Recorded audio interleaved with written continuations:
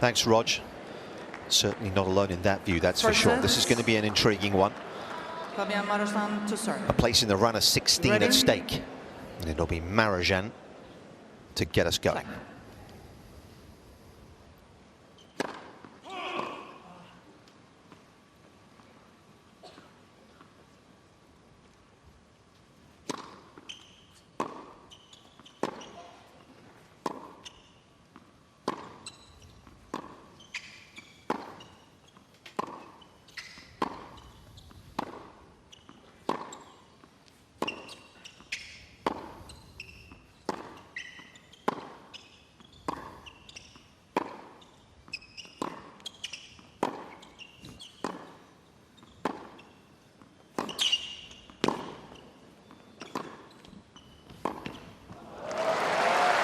We might be here a while, if that is a harbinger of things to come.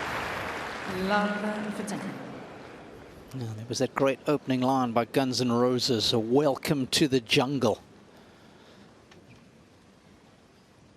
Medvedev likes to make it tough. He will test the physicality of Marozsan, that's for sure. That match with him and Lerner Tien here last year was a joke.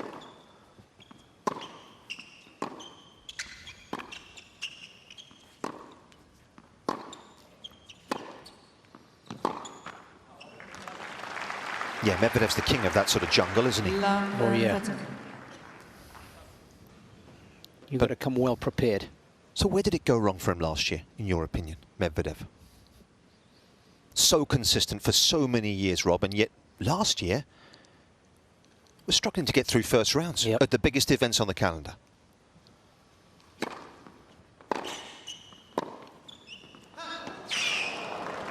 I don't ever think it's one thing, but I think the way he plays certainly caught up with him. I think the loss against Lerner Tien here really put a dent in the confidence. And then at the same time, you're playing against guys. Grassy never plays his best tennis, so that was always a tough matchup for him at Wimbledon. But I think the loss at the US Open,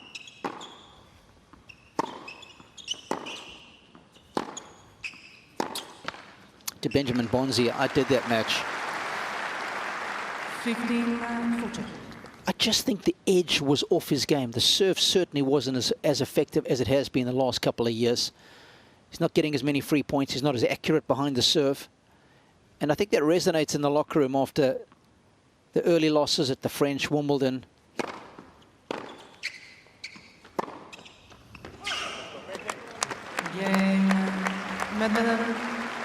I think the relationship with Gilles was starting to break down. I think he just needed some fresh input. And of course, they eventually split up after the US Open. So I think it just goes to show that even at the very highest level, if you are just a couple of percentage points off with your return of serve, your serve, and your state of mind, you end up having the year that he had.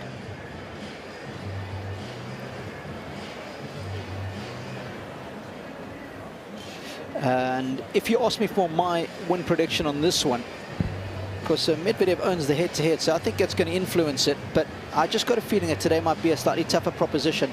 I'm going 70% for Medvedev, 30 for Marozsan.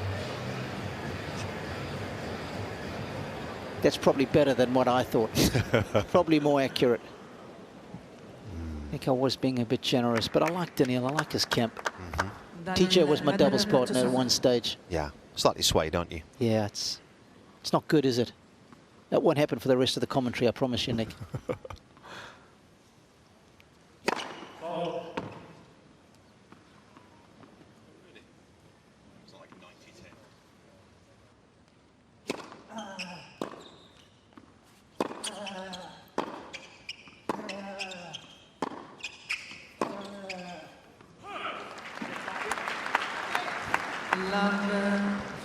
And I know Marozsan lost that first game, but gee, he's got easy power when he leans on that backhand. That's the man we spoke to, the Silver Fox, that is, of course, a champion here. 2002, I think Thomas won the singles against Marat Safin.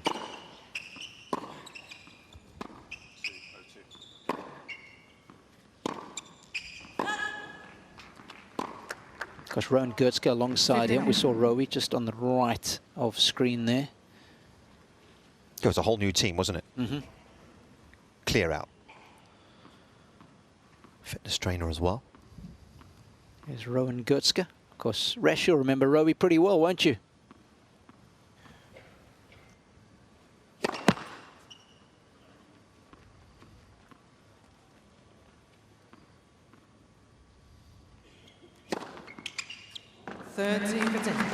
Great second serve. Yeah, absolutely. Loves his, obviously in the US, but loves his footy. Loves his AFL. First thing he wants to talk to you about is AFL. Do you know anything about that? No.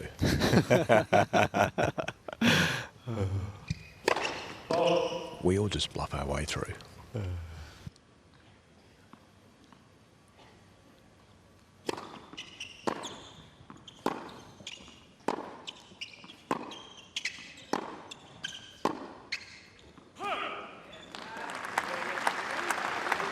This Roger's daughter is one of the best. Is it AFL ladies players? Is that right? She plays in the AFL. I never get them. AFLW. AFLW. Roger won't say it, but Indy is, in my view, Rookie of the Year. Proper player.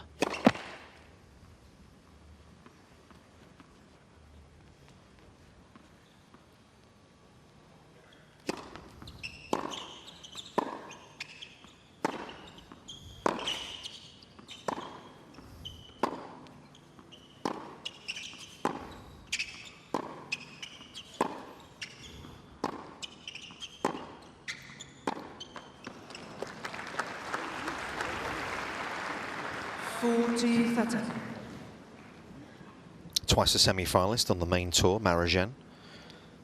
Munich last year, and then, as we alluded to, backed it up nicely in Auckland with that run to the semis, lost to Menschik there.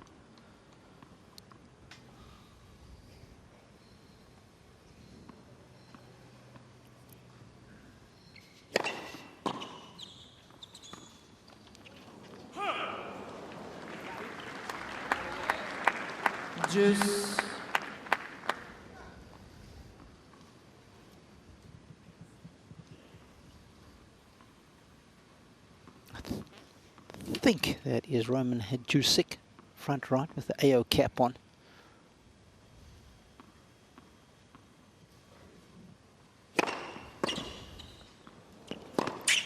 Oh, he's missed it. It was a slightly fortuitous return. Advantage, Marozsan.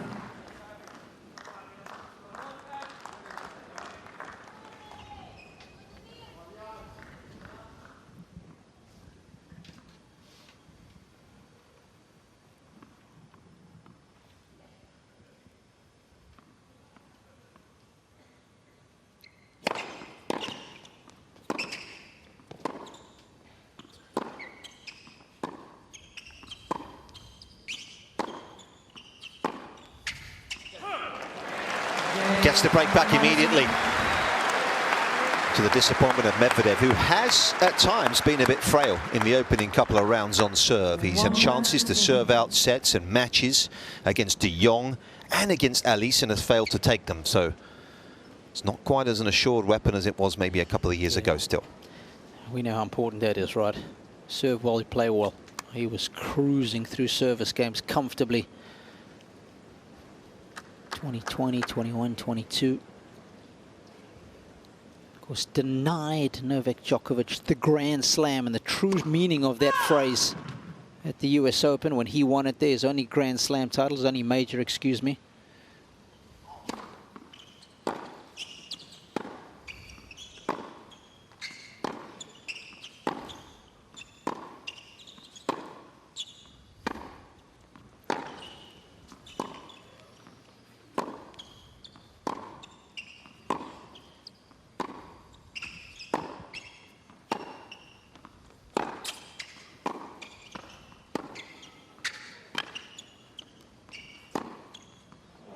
Held that nicely.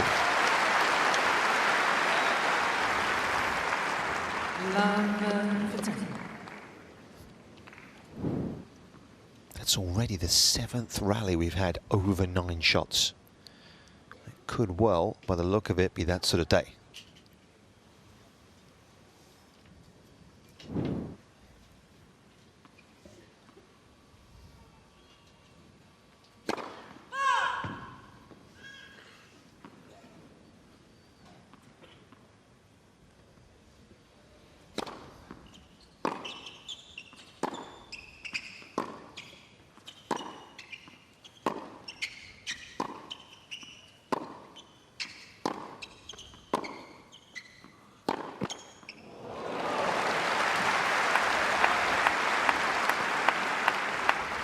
And I guess that's what I'm talking about on the backhand side.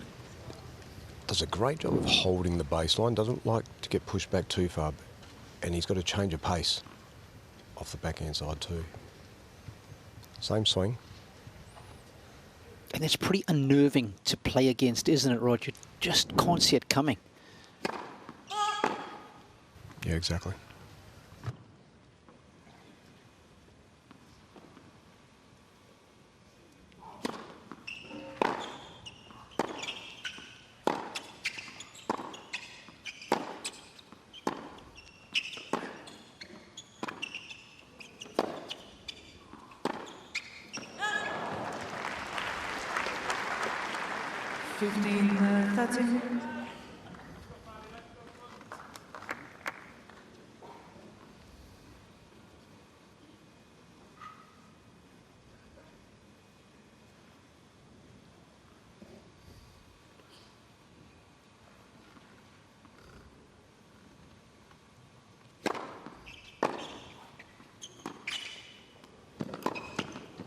Oh, he's snuck that down a drain pipe as Medvedev. 15-14. And the drain pipe was about the width of a tennis ball. This is how well he has cushioned that one. What a camera angle.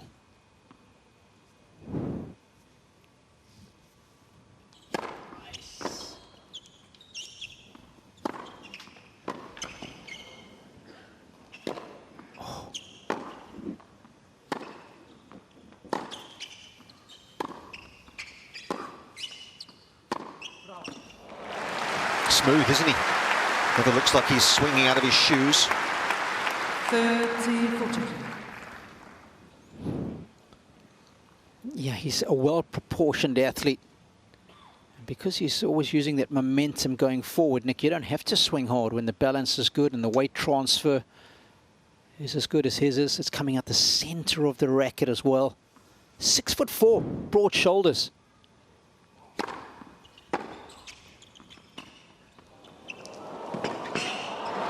Won't be the last we see of those either. As Robbie told us, he has got one of the best in the game. That must have looked pretty good from your vantage point there, Rog. That was sweet. And what I loved about it is, yes, the drop shot, beautiful hands, but then following that, his understanding of the real estate that he needs to cover. So the visual for Medvedev, if he does happen to get there, it's not pleasant.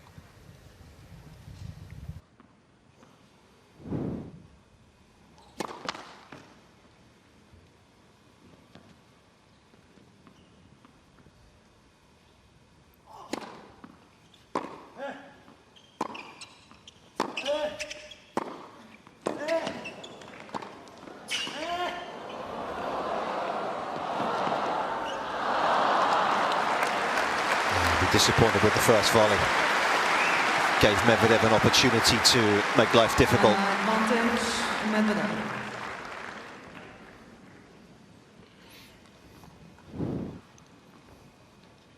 Just give you a little question to ponder, Robbie and Nick.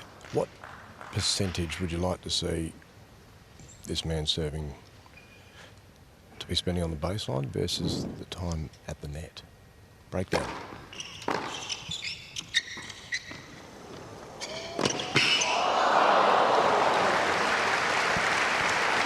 As an average, got away with that one. You're talking about Marozsan here, Rog? Yeah. Yeah.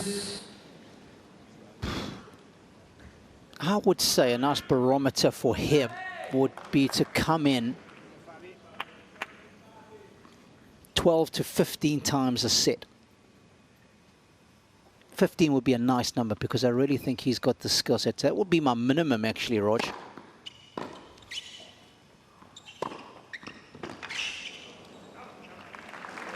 What about you? Yeah, I'm on the heavy side as well. So I just think, you know, when I've watched him play, he just has every attribute to just offer that danger element to any opponent. If he hits the ball big, he drives it, it gets pretty flat through the court. 6'4", covers the net. Yeah, a lot of upside. Doesn't mind taking the ball on the rise.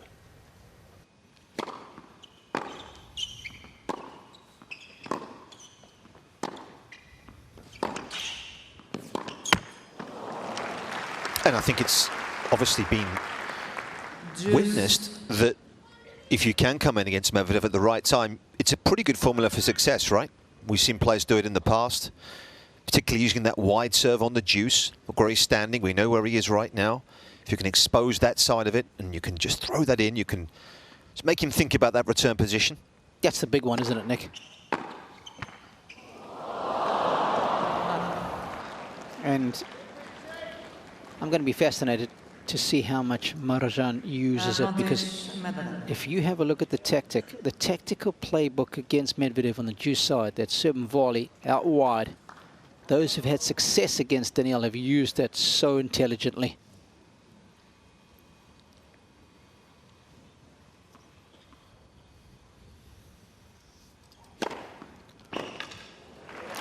And you asked me about Medvedev's decline last year. One of the biggest markers was break points converted. Prior seasons, he was at least in the mid-40s.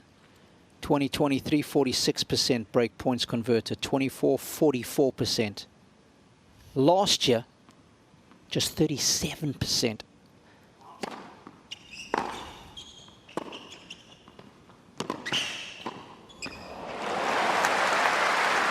And we know how fine the margins in this sport are. And if you don't take your opportunities, that is a massive down step from 44 to 37. And those misses contributed to him at times losing his mind, didn't they? Yeah. Because those big points that kept eluding him just threw more fuel on the fire. And it's another game, not too dissimilar from what we saw throughout the course of 2025, Nico. First hold of the match goes to Marozsan.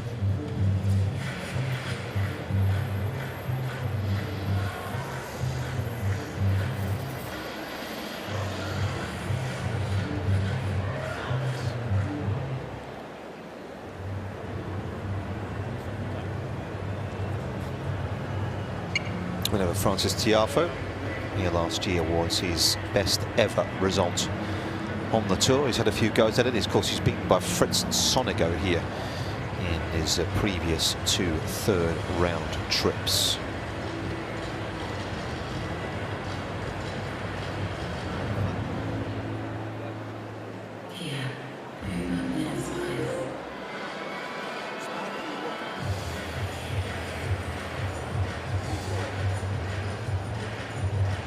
Time.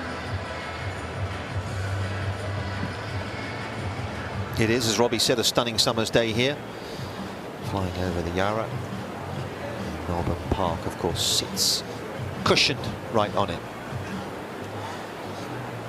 Margaret Arena, just with a copper-coloured roof on the left there, that's where we are. Kia Arena on the right, that's a lovely stage, isn't it?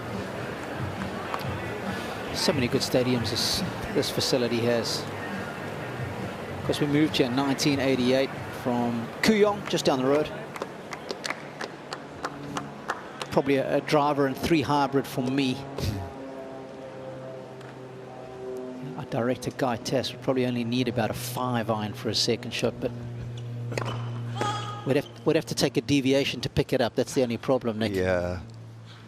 Probably in that river. Because we all love our golf in this team. Nick's relatively new to the sport. He's got a good lanky, long, languid swing. Colin Fleming's the best in the team. It's because he plays 3 times a day.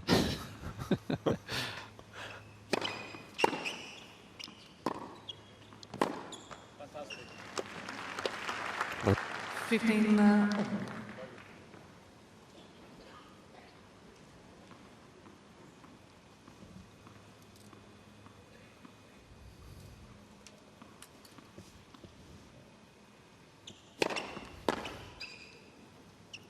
Rob gave us some numbers on the break points, and of course one other area that declined last year was the service games won, year by year.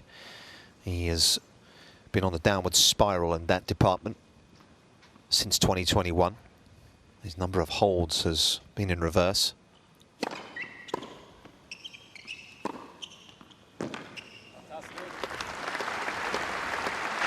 And to me, I just feel it's just matched up by, you know, if you're 1% off your enthusiasm at that level, and you're just not quite in that pointy end in your mind, I just feel like he has that type of year. Mm-hmm.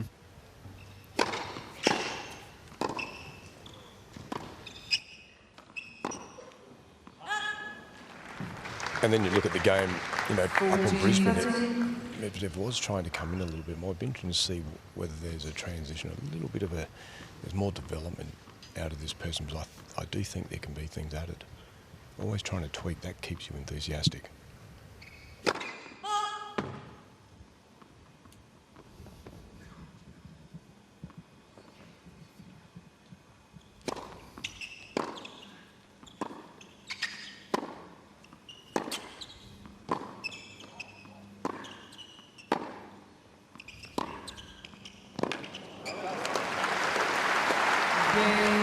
Not a whole lot of spin on that ball. It's generally been the way he operates off that side, but it has been deadly for him throughout the course of his career. Tricky period of the day, really, with the sun as it starts to come across. It's not quite dead bang smack in the middle of your ball toss, and it'll be quite... There's normally a ring around the sun as well, so there's a period here where we'll watch now at this serving end for Marozsan, how they go about it.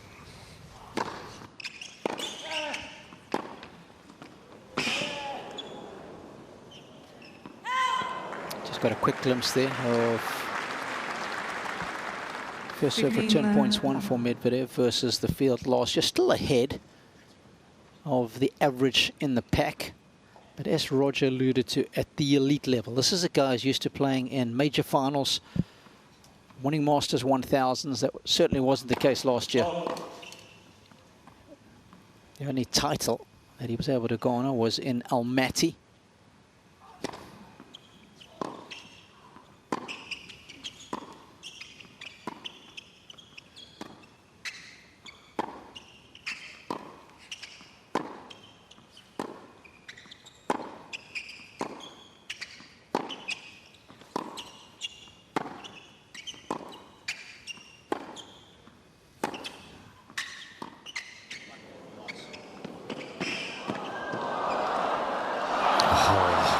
As well, Marozsan.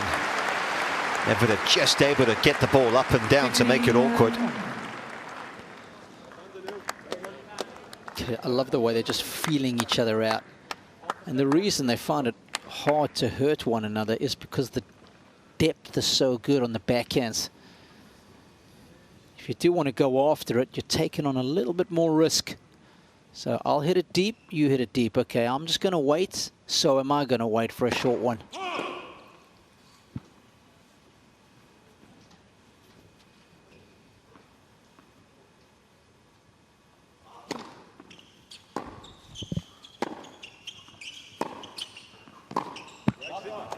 That's a shot they've been working on, isn't it? Trying to take the forehand a little bit earlier sometimes when the opportunity's there. And he's so adaptable. I think Medvedev, he's got so much feel and so much natural. I just feel like that's a big part of the game that could be improved or added to.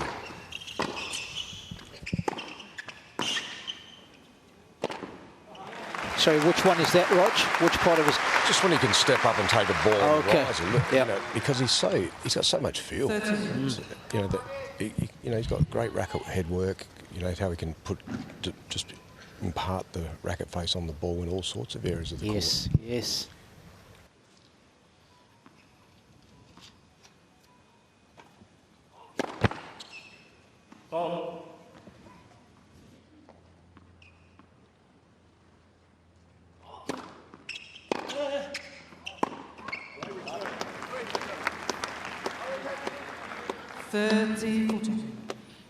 Maximising the shade. Yeah, so is Roger Rashid. He's just pointing to me. It's not only that he likes a bit of time to make the return, but you might as well do it in a cooler environment.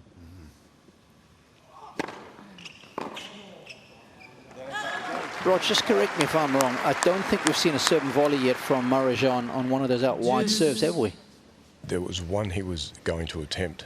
Okay. But the ball didn't come back in the previous game. But not many, Robbie. I mean, it's hard to get past if you can make the right first serve.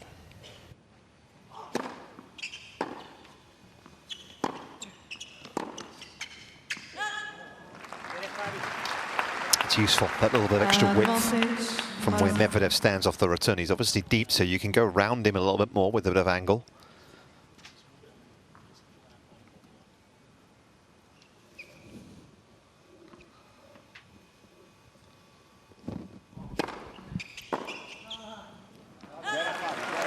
Pleasing hold because it was fairly hard graft for the Hungarian. It's another game where break point has come and gone, Nick. 3-2 Marozsan leads.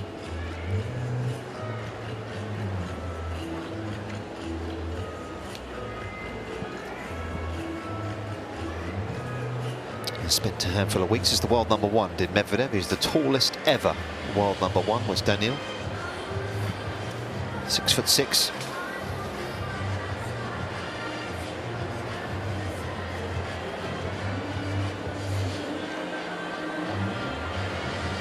Still one of the best interviews on tour. He's intelligent, direct, can speak about a wide variety of subjects, and he never says anything without backing it up.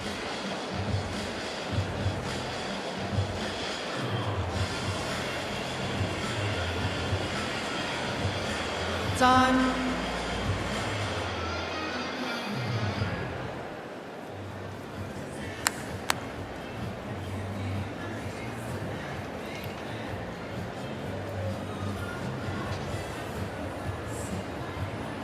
It's my neighbour. That's right, Jamiroquai. You were telling me that the other day. Yes. He said to me, since you moved into the area, the value of the real estate has gone up.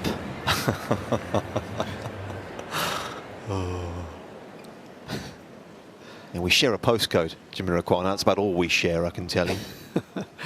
That's pretty cool.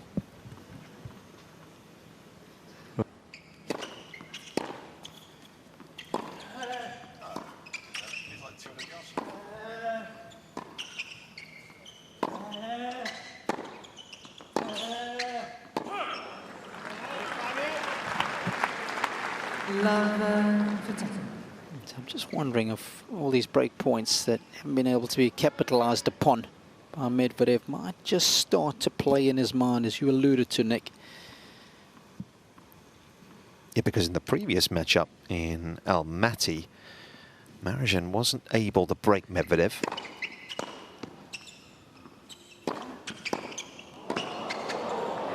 Getting closer here, though.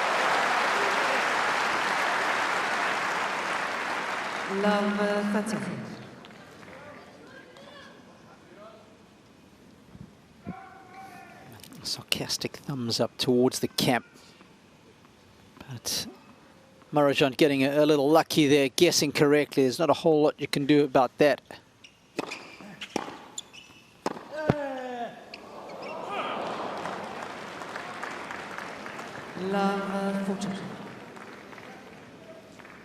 Big opening here. He's already been able to break him once, of course. 3 more chances.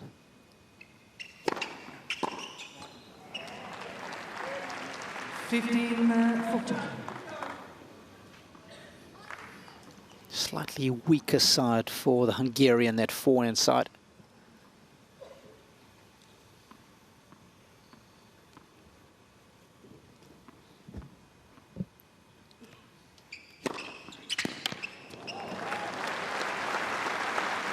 30, It's only the 4th serve he's hit in the match that's not come back. Unfortunately, he's had that in back-to-back points, Nick. He'd love a third right here. I reckon he goes to the forehand again.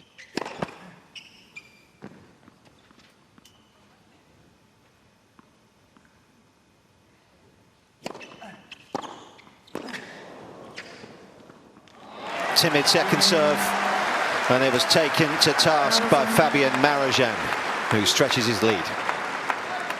Marozsan leads by 4 games to 2. Yeah, I must say, the frustration there, I think going at your box and mimicking them and like, thanks boys, yeah.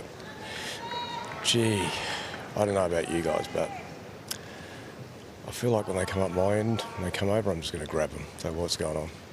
You know, it's like, I get the frustration to a player, but come on. Yeah, they've got like your it. best interests at heart, right? just don't like Any info they give you, Rog. I mean, it's like no one can say anything these days. You might offend someone, but let's get honest. You know, that's just not good enough. You know, everyone's doing their best, and this is an experienced athlete.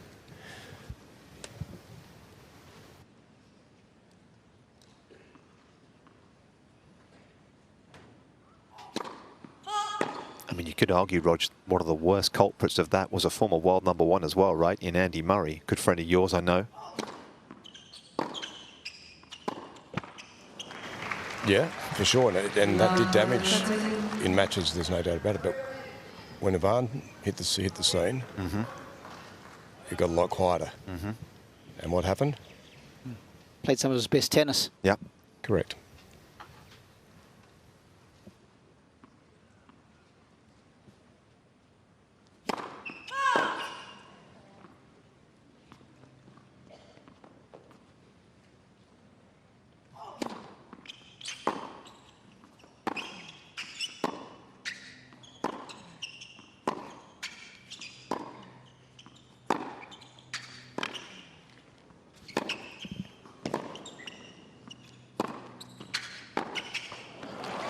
Picked the right ball to come in. He waited for it.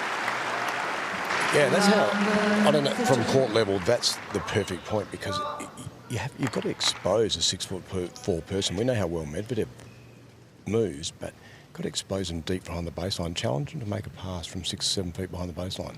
Good luck. I know who I'm going to favour.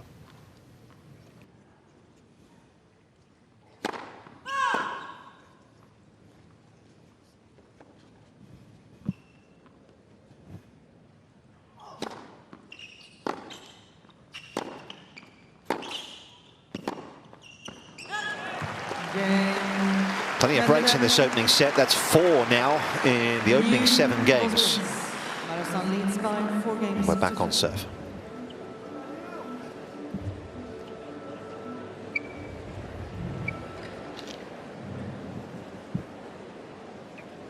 Rog, I'm trying to just go through in my head, obviously, all the players that you work with. And was that ever the case where they had a bit of a go at you? Did that ever become a conversation afterwards in the locker room, if they did, or was that something that was discussed beforehand when you joined their camp? Always discussed it beforehand. Obviously, Leighton was quite fiery, everyone would know that, but so competitive, like Andy, really. And prior to me, yeah, there were some times, I think, where he would go towards the box. We had a really strong discussion early before that. Never come at me, never got the box. Shoot off at the crowd, umpire, do what you want. Don't really care. Release the pressure valve. But when you come, you know that we're here for the same reasons. And we had only one moment, and it was addressed pretty quickly. And the others are perfect. They were great value.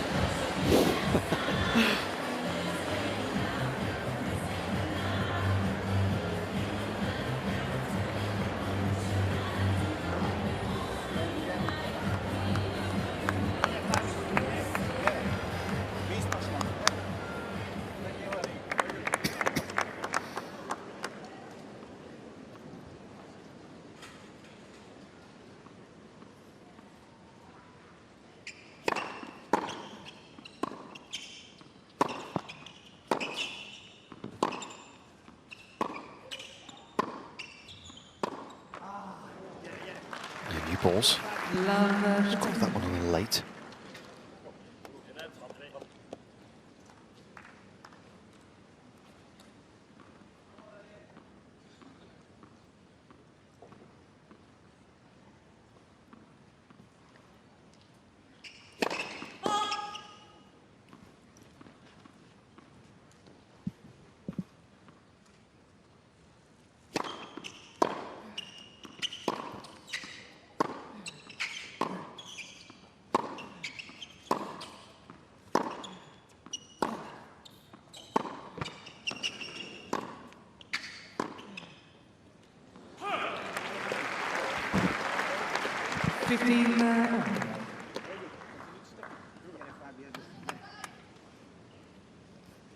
Rog, I'm just thinking if this match goes long, and I'm getting that feeling early doors here. I'm just wondering how hot it is down there, how hot it could potentially get throughout the day, and the importance of winning the opening set. 30. Yeah, good point. Great point. For me, I've always been enormous with my charges on the value of the first set. Yes, someone can come back, but you've all of a sudden got length in the match if they need to. So there's a physical aspect. So yeah, this first set's, I think, critical, because you're right. It's only going to be 26, I think, all through the day. But when you're playing and you're having these extended rallies, I'm not sure what number we're up to now, Nick, but it'll take its toll, and there will be the challenges of that physical element for sure that will be part of this match. The average rally length has just gone down from 6 to 5 due to those couple of aces. But we've had a lot of...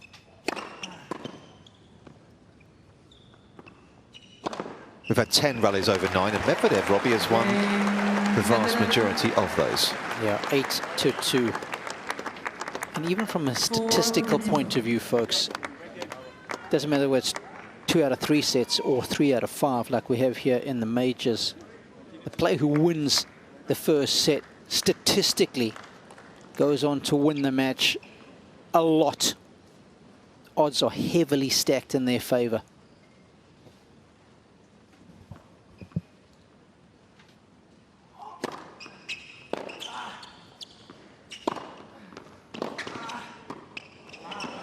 Do we know what the actual number is at a major?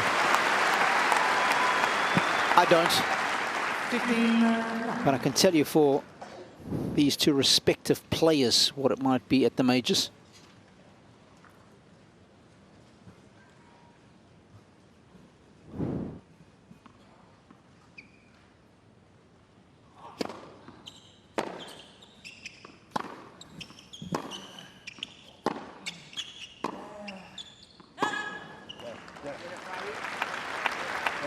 So Medvedev, if he wins the first set at a major, he goes on to win the match 91% of the time, Nick. 91%. But if he loses the first set,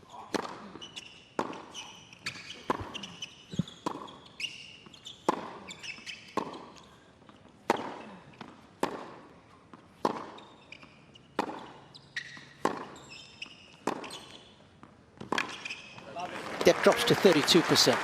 Now, of course, within those statistics, somebody like Medvedev who wins a lot of first sets, we know that, but the sets that he tends to lose historically have been against the better players, so that will slant those numbers. The average rank of a player that he plays where he loses the first set's probably higher than most.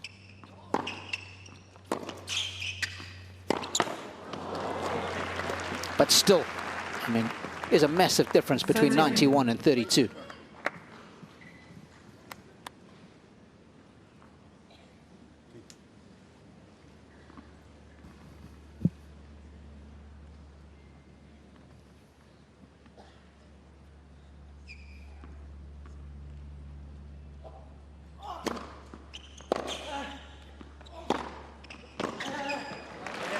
Brilliantly executed. There's that wide serve again we highlighted. 40-30. If Fabian wins the first set at a major, he wins the match 80% of the time.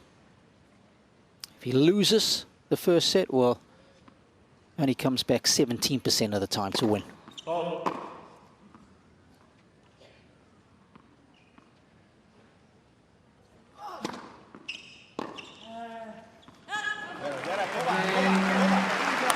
A couple of cheap points to end the game.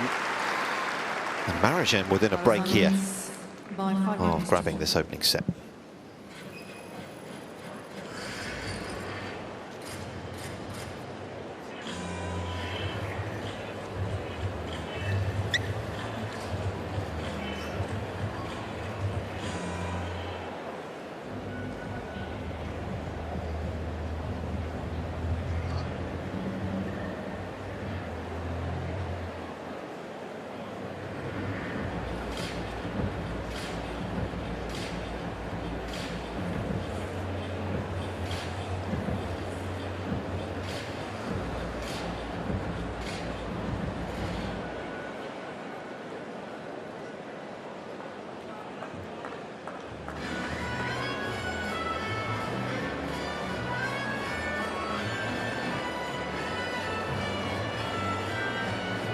Time.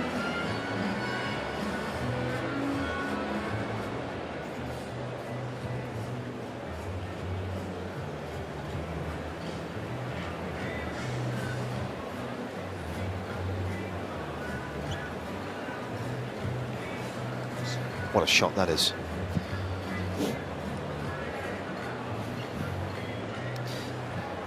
It's such a perfect day. It almost looks like it's AI generated, isn't it? I mean, it's that beautiful here today in Melbourne.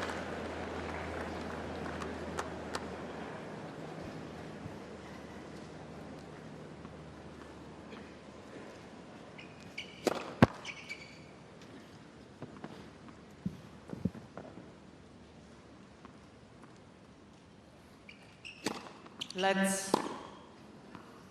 Second serve. Louise Engzel is our chair umpire. Of course, no net machines at the Grand Slam. Only at the regular tour events do they use them. So the umpires have got to be on their game. Be listening out for any let courts.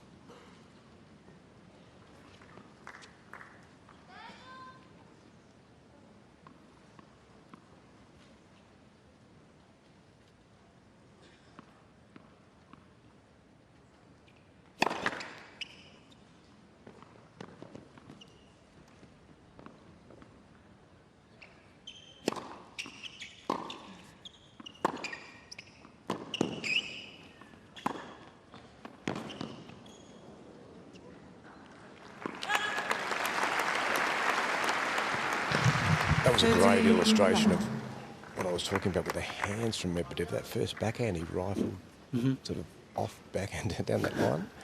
He was in no position to do that, by the way. Us three just, no. Let's. First serve.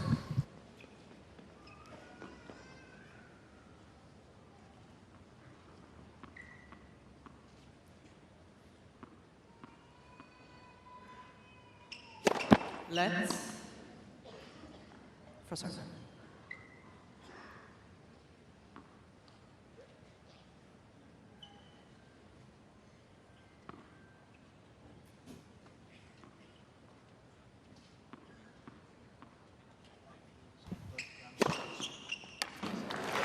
Getting a few more free points in the last couple of service games. Maybe the new ball's making a bit of a difference.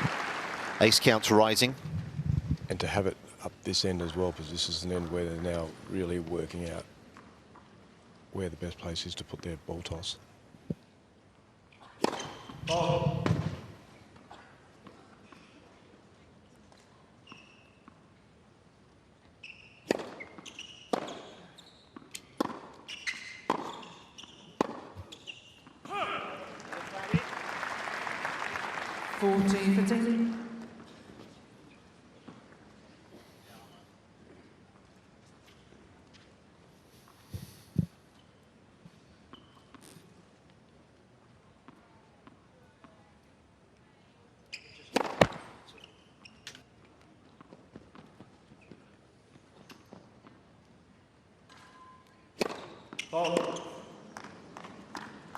40-30.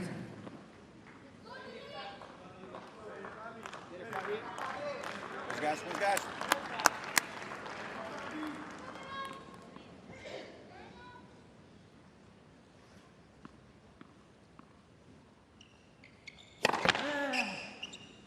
Toss one all over the place there. I think partly because he's trying to avoid the sun, Nick.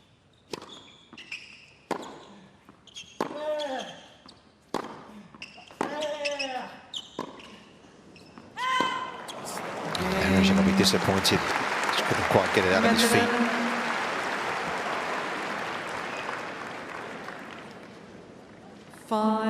Games off. Certainly that much more challenging from that far end. Yeah, both these guys hit the ball pretty flat. Talking about the ability to manipulate the racket here. They both do it so well. They need that field because the ground strokes are hit with a lot less spin than the average. Both of their backhands pretty flat. Backhand average is about 1.7. They're well under that. And forehand, about 2.750. So again, they're 500 on average. RPMs under.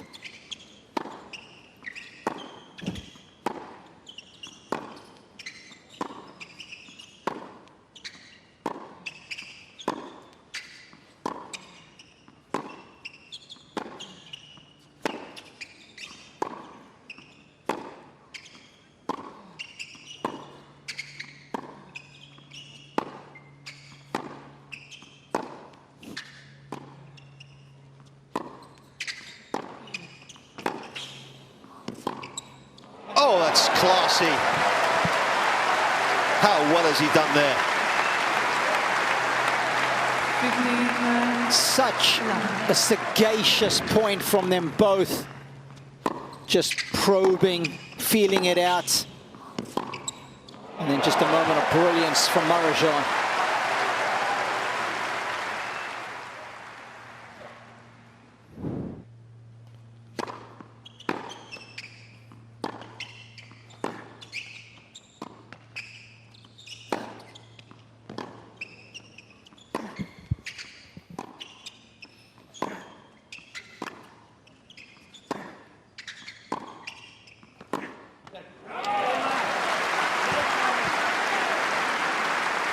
Now these guys are like two chess 30. grandmasters Love.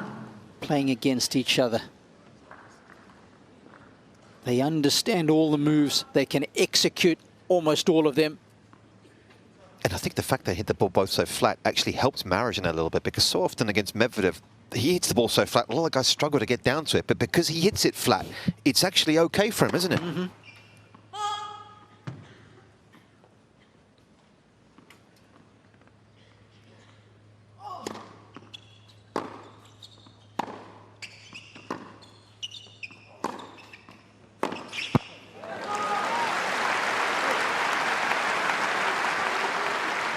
Well, this is something we've seen pretty much from the opening rally, isn't it? Just in terms of the length of these exchanges so far. It's been that sort of contest.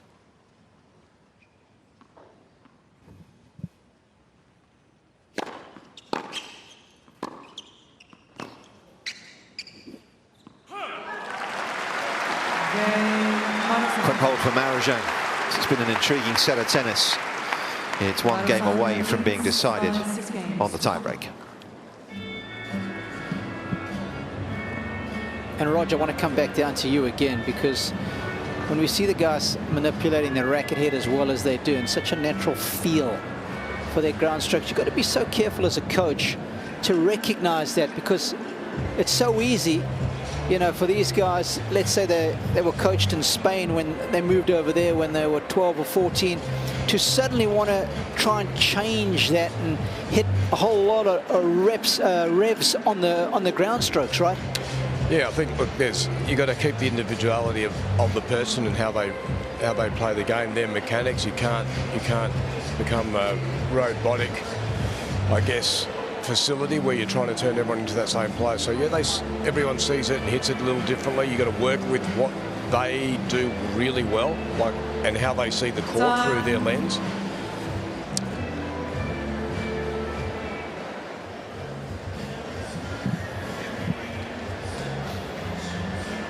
Well, That young man is wearing a Liverpool shirt, but fortunately my director is an Arsenal fan, so we're going to obviously stay on this shot a lot longer. But they are playing well this season, I must say. Guy Tassel will be delighted. I wonder if they'll get across the finishing line in the Premier League. We'll have to wait and see. Still a couple of months to go.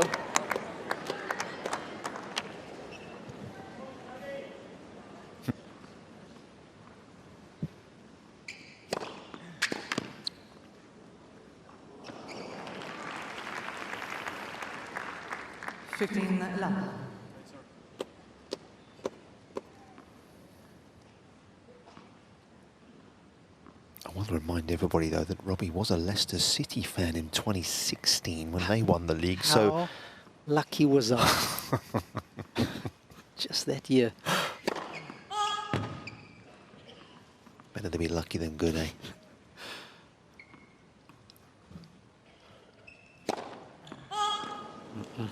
That wasn't good. Third double for Medvedev.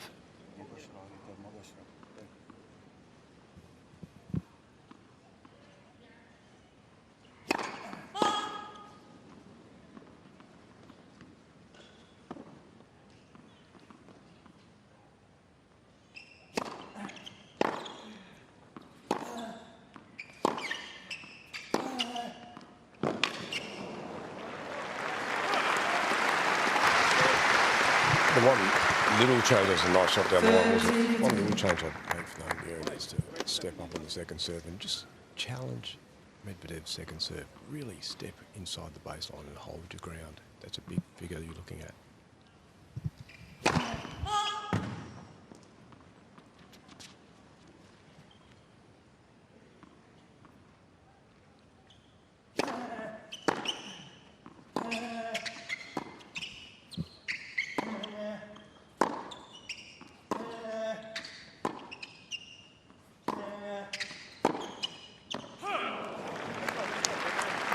Because when he starts in that position he's currently in, it just sort of plays in the type of combination that Medvedev wants. He wants the rally. I want to make it a little quicker, a little bit more erratic.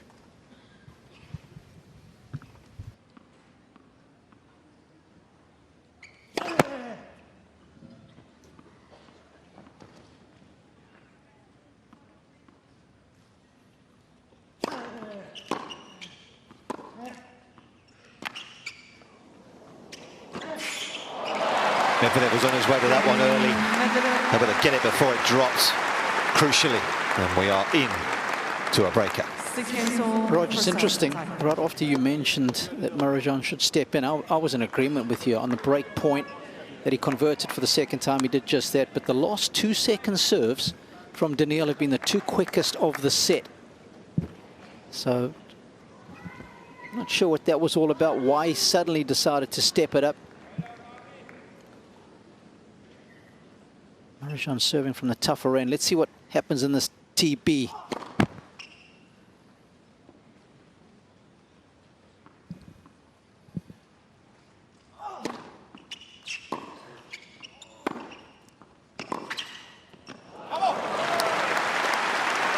course, Medvedev lost his opening set tiebreak in the previous round against Quentin Alice.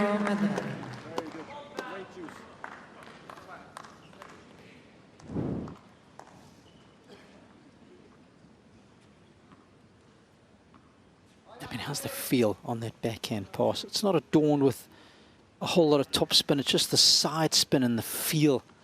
I mean, the accuracy is a joke.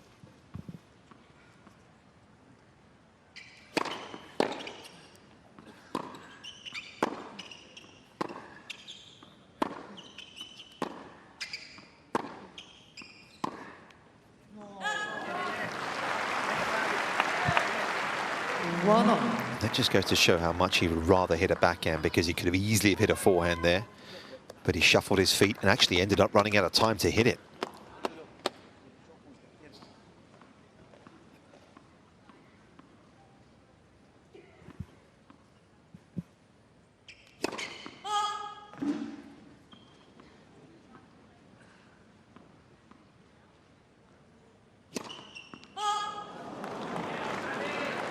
2-1 Marozsan.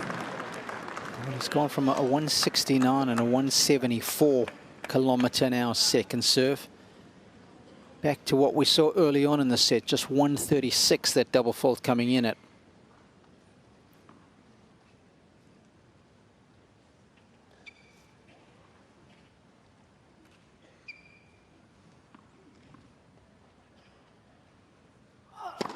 Let's. First serve.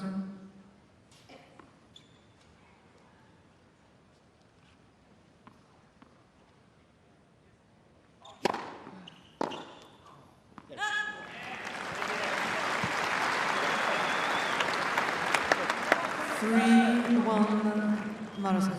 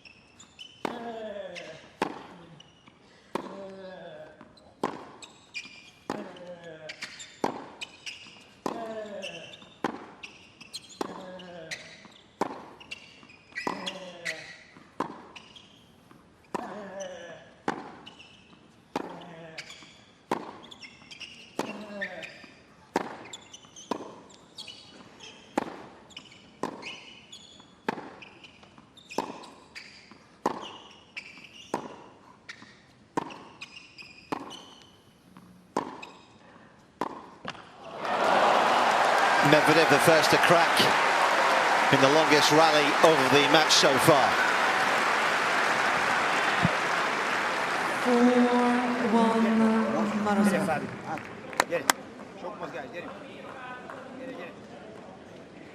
He's a cool customer, Fabian, isn't he?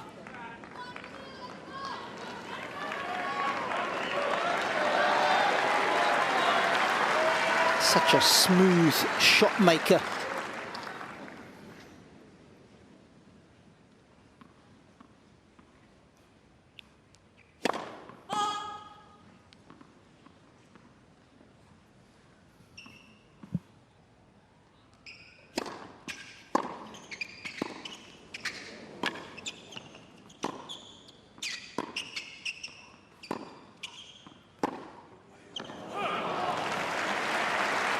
Postman thought the second serve was long initially. 4-2. On the back of that as well, Medvedev, if the ball toss was so far in front, he collapsed that far forward.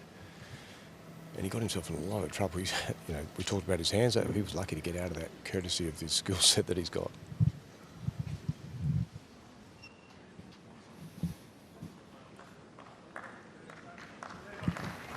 And again, speaking to the fact that Marozsan is such a cool customer. For those of you who remember him when he first burst onto the scene, Rome, he was 135 in the world. He was a qualifier who beat Carlos Alcaraz there in the third round. Straight sets. And he just looked like he belonged.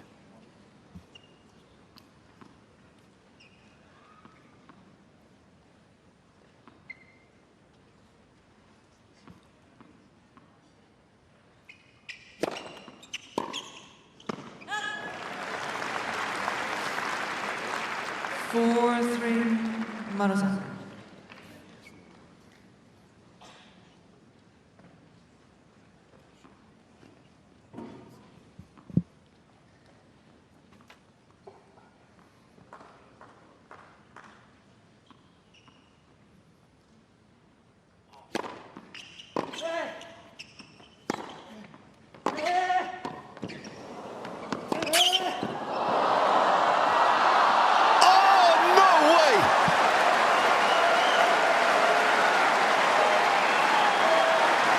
Incredible.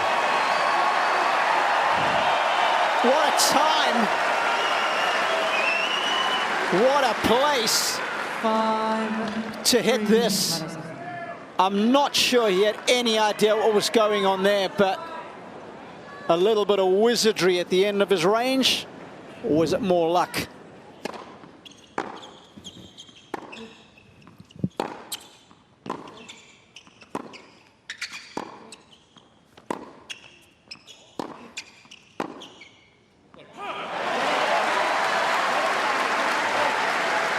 how big could that point be in the context of this set, Nick? 6-3, Marozsan. He's done a gigantic asterisk alongside that 4-3 point.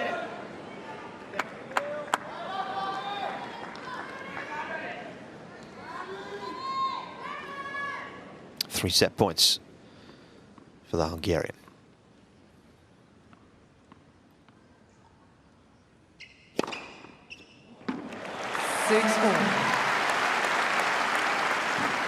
A A bit of pace out of that first serve. That's quite a bit below his average, but accuracy was perfect.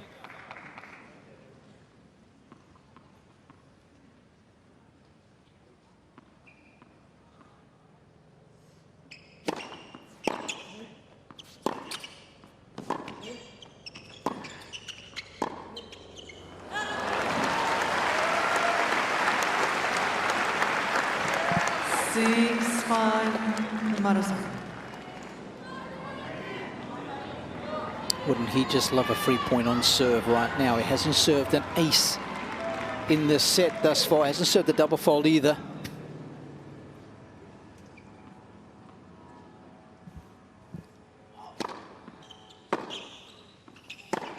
The pass is long. And for the second round running, Daniil Medvedev finds himself a set behind. He's fuming. Margaret in front. What a set, 1 hour and 2 minutes. He takes it on the breaker.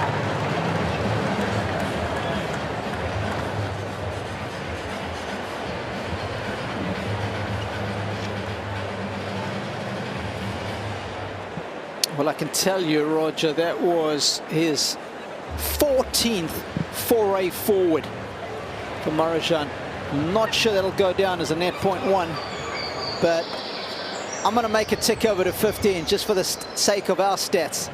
Yeah, good idea. Let's just let's have our own personal stats. That would actually be quite interesting to do for a set. But I think that should go down as a net point one. Certainly, if I was coaching Fabian, that's where I would be crediting him. But a quick look at some of the numbers here. And the first serve points won, very healthy. Didn't defend a second service as well as he would have liked to, but in the end, it came down to a few points here or there. A bit of good fortune at 4-3 in the tiebreak with that volley. But again, sticking to his guns. The short ball was there to be taken on. He took it on. And in the forecourt, he's posted some good numbers. Such a cagey set of tennis. Two guys with great feel, great tennis IQ, a great skill set. And it just comes down to who can execute better under pressure.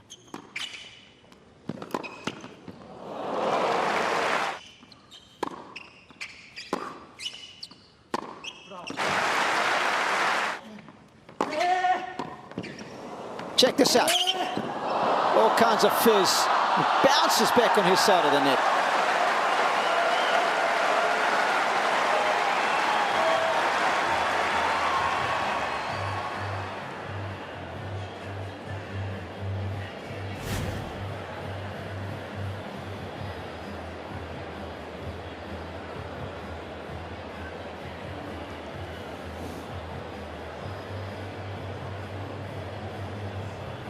Well, you've got to keep up the sunscreen.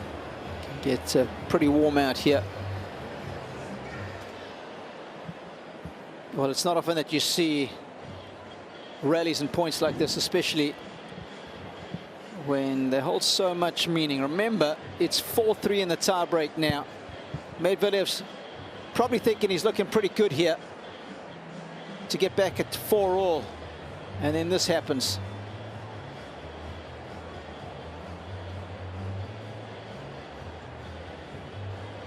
You don't see that too often. This is a great view because this is how Medvedev would have seen things. And he knows when he's hit this, he's probably expecting a weak volley and he's going to run it down easily, Nick. 100%. And there was a lot of frame there, wasn't there? He didn't know a whole lot about that, I don't think. But I guess if we go down the route of fortune favours the brave, then he was rewarded for it, wasn't he?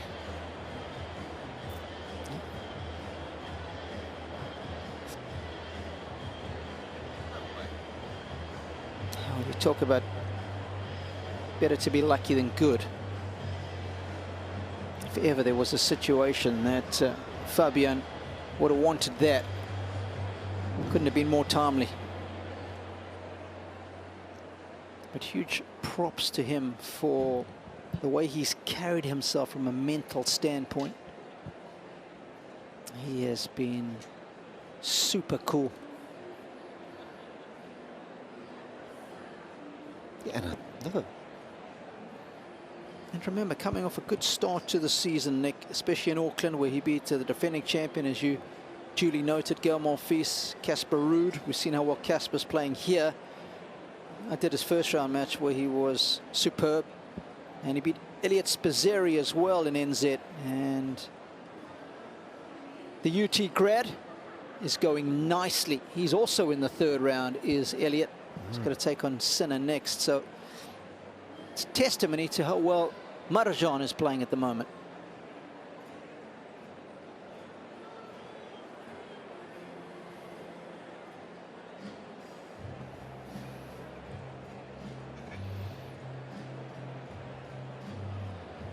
Let's take a little bit of a deeper dive, shall we, into what we've seen so far in this matchup.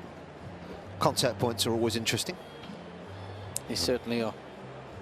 And you can see 20% of the time Marozsan is inside the baseline, but the vast majority of the time he's what, a meter behind the baseline. Medvedev, you can see on occasions he is so deep in the court. 35% of the time he is behind that zone. I reckon that zone must be about 3 meters to the Melbourne side.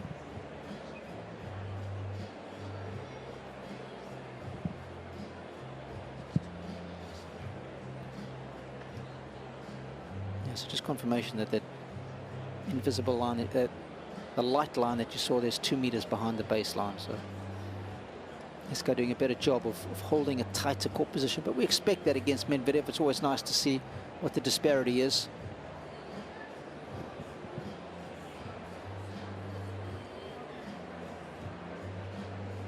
To rowers out this morning. And big rowing clubs, of course, located along the river as it snakes its way through Melbourne. Yeah, it's a world-class city, isn't it? It is. What sporting precinct we have here. We've got the MCG that's right next door to Melbourne Park. Of course, there's been a bit of cricket that was played there lately, Nick. Oh, has there? Oh, I'd forgotten about that. Yeah. The less said about that, the better. I think we're the current World Test champions, though. Oh, are you? Okay. Cricket, rugby. Oh, well. It's been good to be a South African supporter the last couple of years.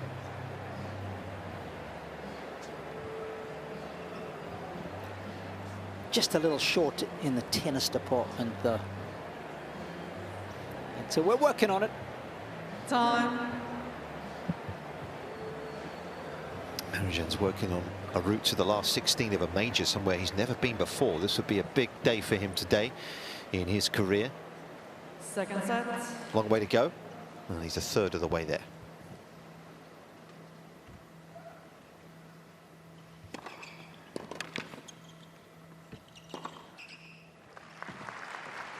Yeah, if you weren't with us at 15 the start of play today,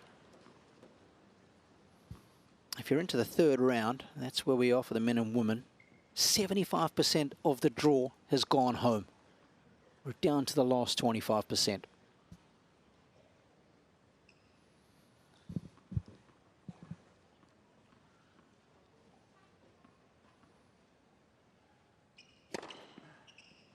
love.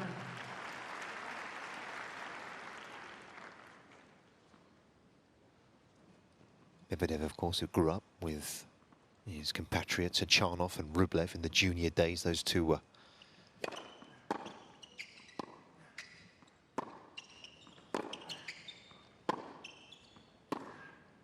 those three were competing regularly back home. As Andrei Rublev's often talked about the great stories he remembers of in those early days. Some funny encounters with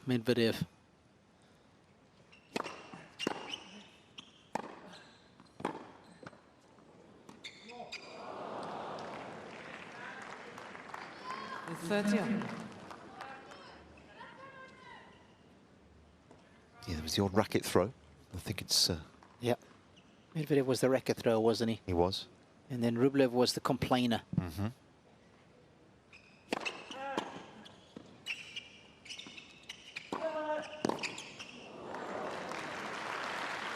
I think Rublev is godfather, isn't he, to 40-30. Daniil's first child, I believe. I think you're right, Nick.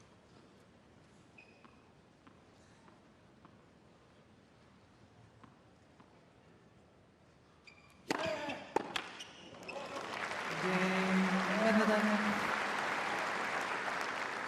First game and second set. Playing a different style of tennis. Was Daniil moved to the south of France? Yeah. In his about mid-teens, wasn't it? I think Yeah. 14, 15 years of age. His sister was there first. And that's where he first met Gilles Savara. Gilles was working at the Elite Tennis Academy then with Jean-René Lisnard before they eventually went on their own together. Had about 8 years. And that finished after the US Open last year.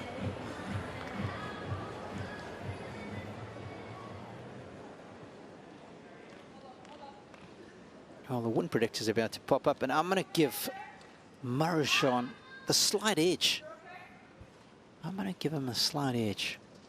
I think someone in the crowd has just taken a bit of a fall. Oh, no.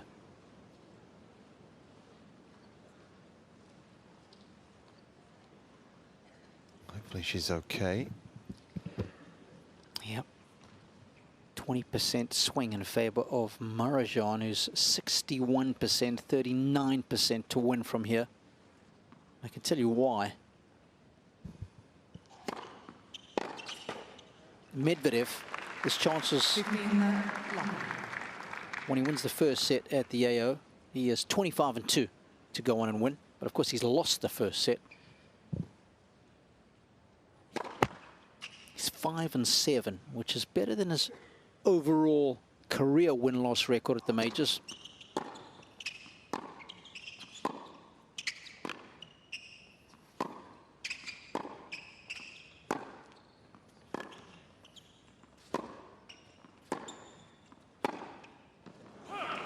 When he loses the first set, so 30 love. he's come back much more often at this major when he has lost the first set. So that's a silver lining to it. As we said, done it already this year, isn't he?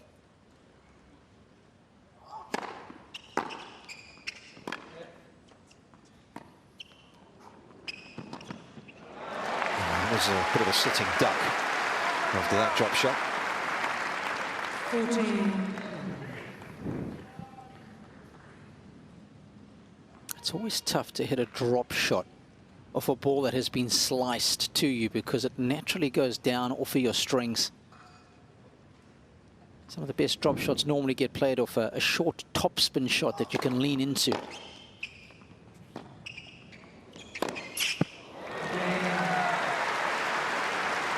Marozsan. Comprehensive hold from Marozsan. 1 game. You hit a drop shot off a topspin incoming ball. The ball will naturally go up off your string, so that helps get that high, soft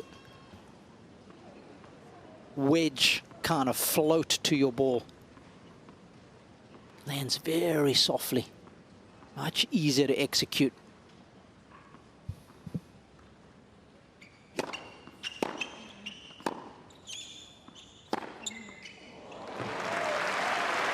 Got a finishing shot, hasn't he, as well? Love Which isn't always the case for Medvedev. That forehand's got some revs to it when he wants to go after it. Mm-hmm.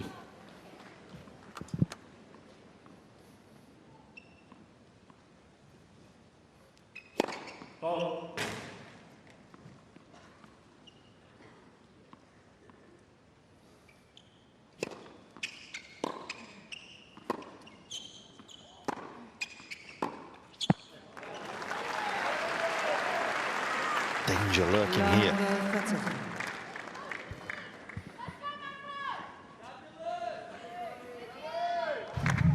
He's come out a little flat, hasn't he? no doubt about that. And I guess that's what happens when you've lost a set. You start, you know, your mind's in a different place.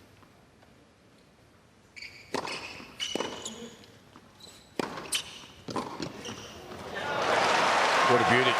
Wrong shot from Medvedev. It was always going to get covered when it was coming back inside the court. But yeah, so the two different people on the court at the moment.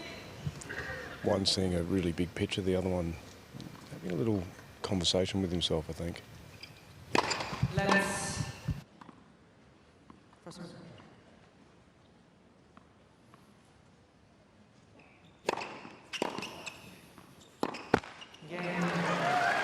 Poor game from Medvedev. And a break to love. And Fabian Marozsan improving his position here. He's got a set and a break now.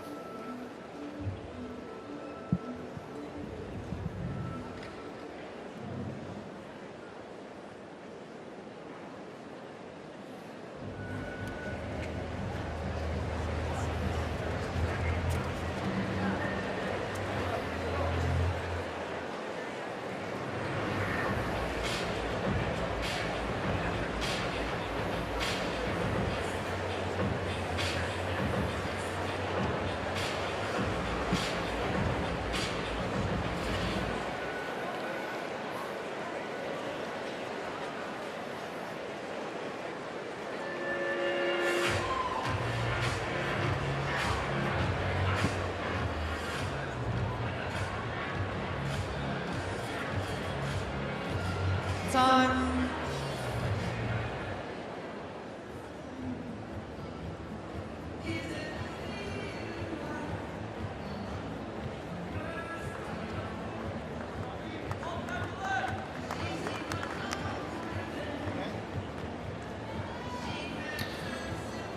Was a set and a breakdown a couple of days ago over on the JCA. It was actually an incredible passing shot that he got to break back in that second set that turned the tide for him. But as you can see there, trying to do something he's never done before in terms of winning back-to-back matches at the majors from a set down. That's an interesting play as well, that first serve, because he's rolled that first serve in 156 Ks. And by the time it's got to Medvedev, he's so far back there, he's got no pace to work with.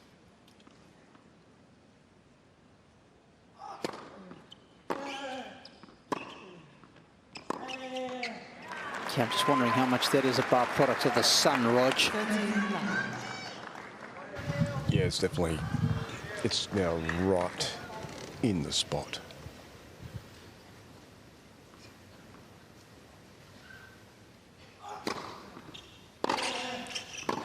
So you value your first serve, don't you, than having to rely on that on the second serve where you're actually dealing with the sun. So you slow it down, find a spot and work from there. A lot of unreturns in this set as well. 50% have not come back.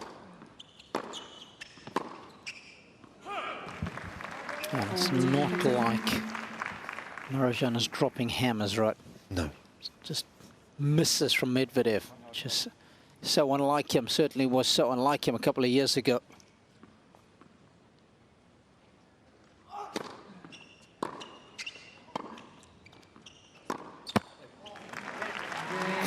Yeah, he could go weeks without missing a serve around the 156km/h mark.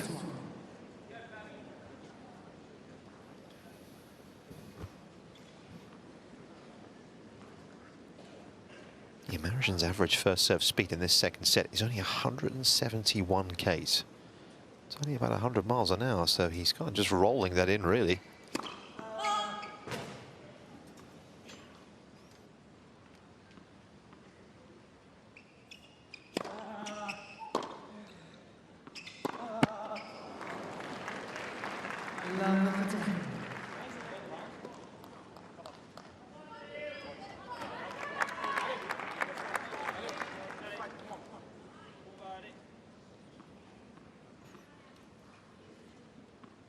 Decelerating almost.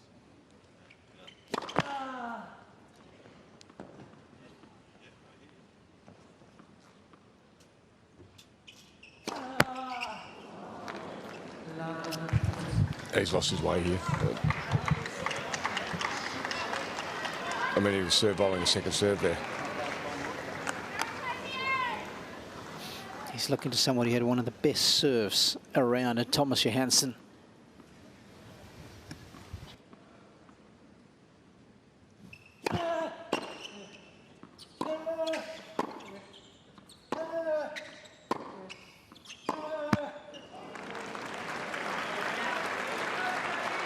And 8 unforced errors in this set from Daniil.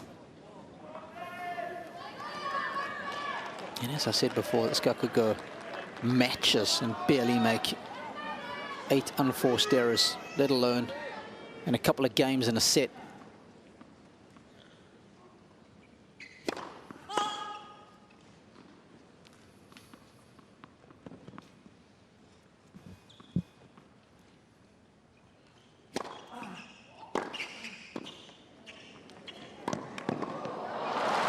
Stop running, Marozsan. It's only the 6th point Medvedev has won in the entire set so far.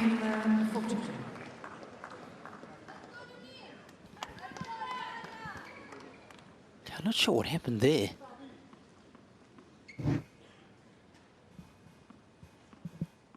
Still got 2 more chances, though.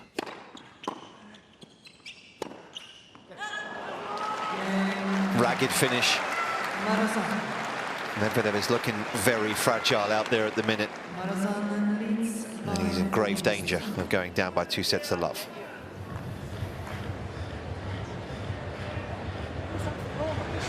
I just go like this, like this. What's wrong?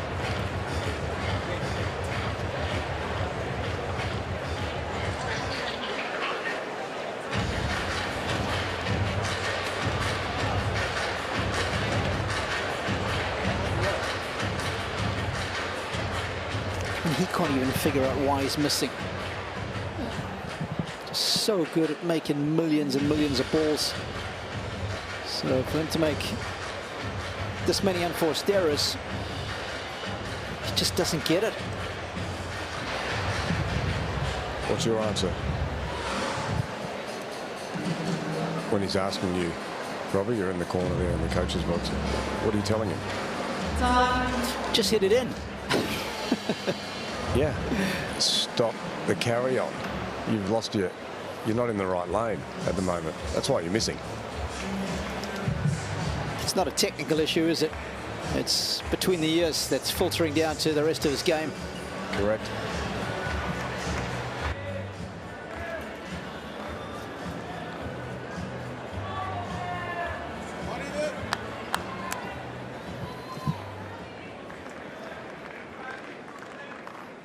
To lose a match this season, of course, after his win in Brisbane. 5 good wins there.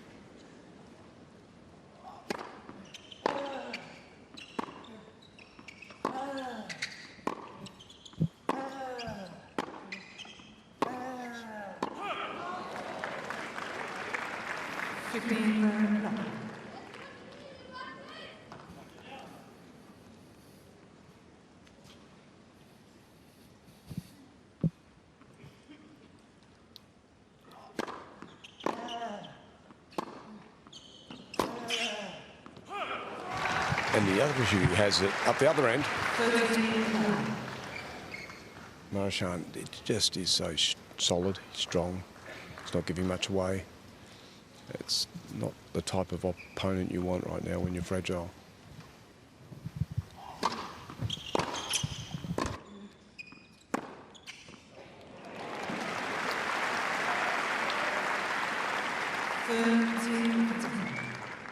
Rog, do you think because Marozsan is so cool, almost so vanilla, that it's actually not firing Medvedev up enough?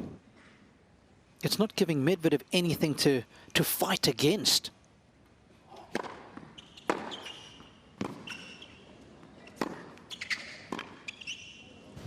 I like that, Robbie. Yeah, he's virtually, in a way, when Medvedev's playing at his best, he's almost playing, he's sort of looking at himself up the other end. Someone who's just going through the gears, playing the points, getting the job done. Mm-hmm. Yeah.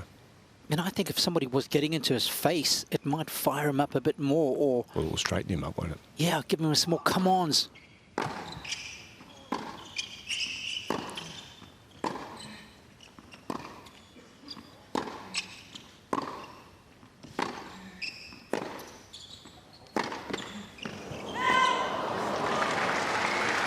Gonna turn around in this game though. 30-42. Unlucky with the leg cord going against him.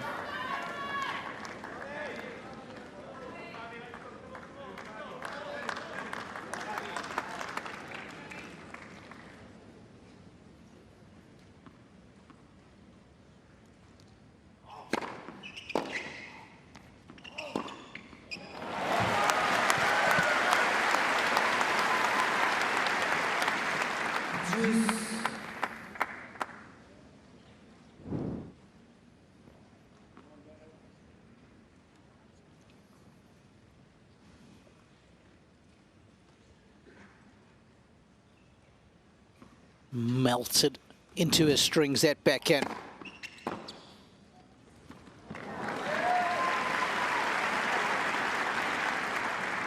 Advantage, Marozsan. 12 winners for Marozsan in this set, just 4 for Medvedev.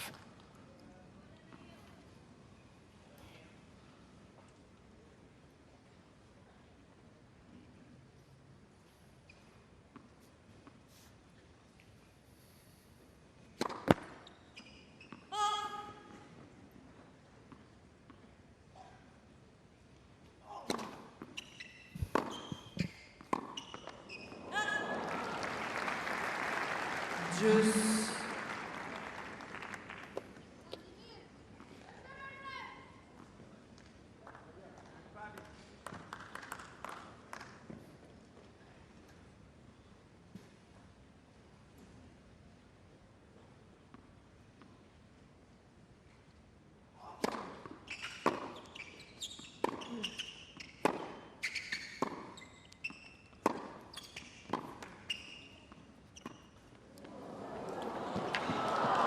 Some good soft hands, not always shown those today, particularly off the drop shot.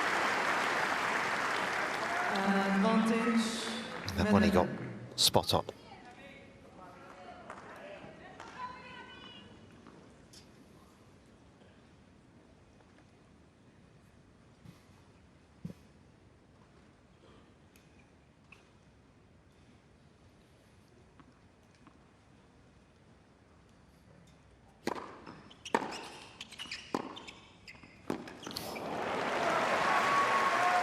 What a seamless change of direction.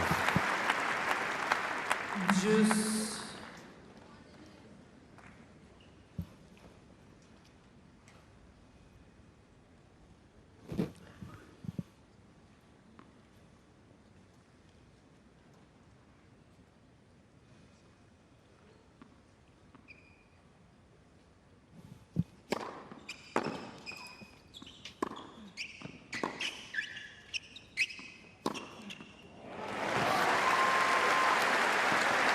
Just thought for a split second there, he'd missed the opportunity to come in.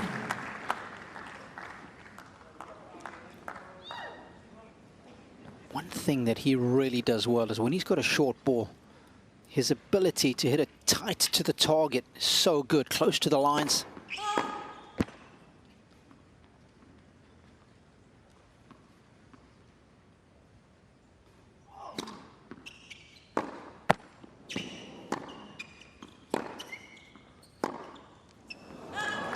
You might think, well, all the players can do that.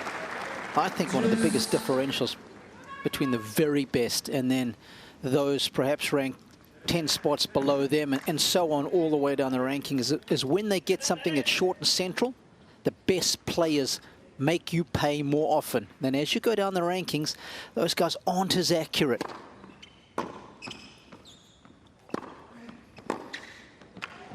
Oh, talking of accurate. Advantage. It's obscenely good. And have a look at this approach shot. This is the short one, it's juicy, it's okay, it's nothing great. Ends up losing the point. Yes, it's taken something quite extraordinary. The principle applies.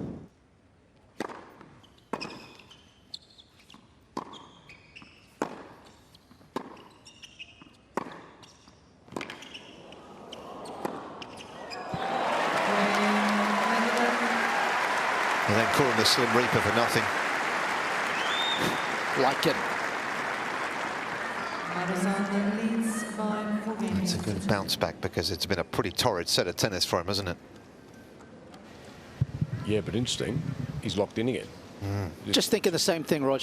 Straight back in. So in 5 minutes of tennis, potentially, if he doesn't go on to get back into this set, he would have knocked himself out of the, could have knocked himself out of the Australian Open just in 5 minutes.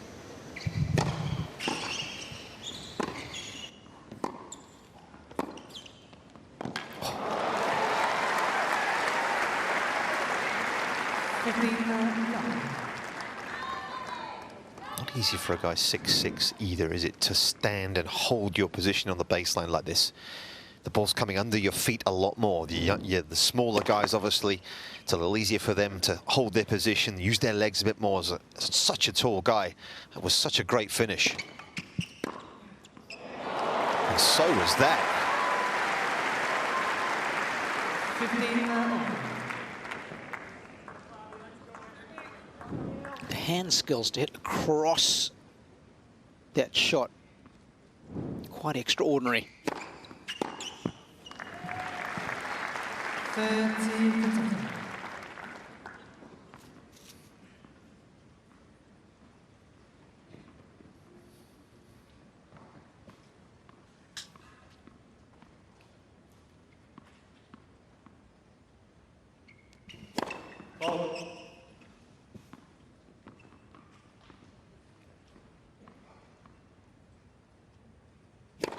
Ball. 30.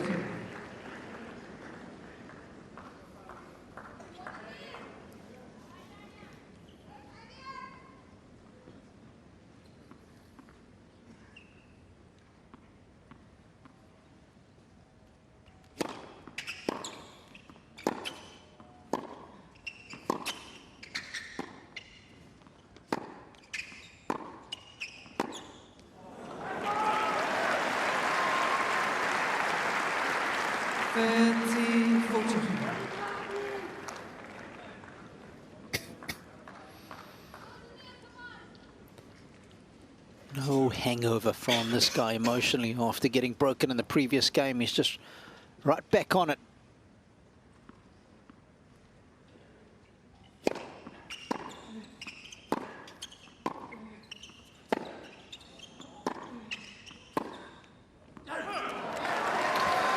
And he's broken him again.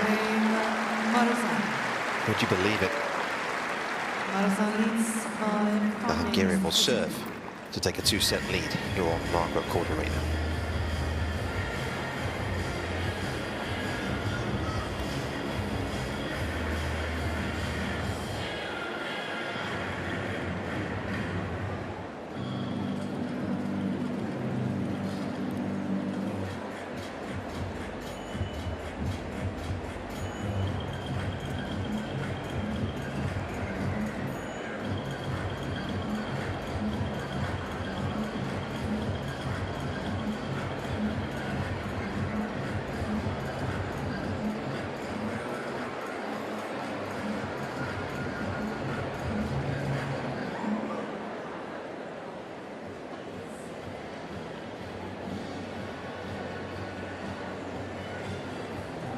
Time.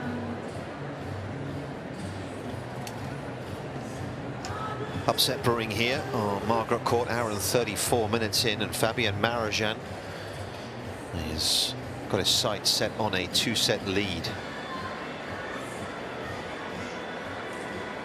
Medvedev, who lost in the second round here last year to Elena Cain, who's also going well right now, the American, over on one of the outside courts. It's Nuno Borges.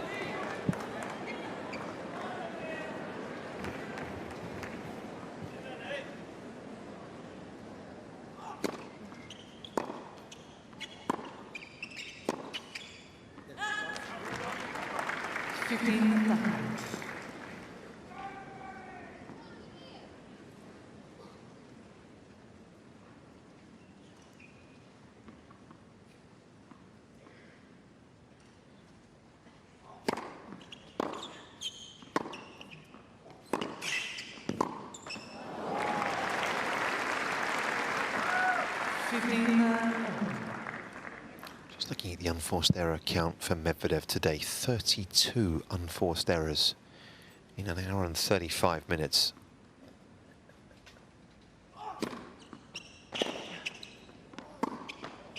And without wishing to sort of harbour back to previous years, those numbers weren't posting those numbers. He would go maybe 3 or 4 rounds for 35 unforced errors, wouldn't he?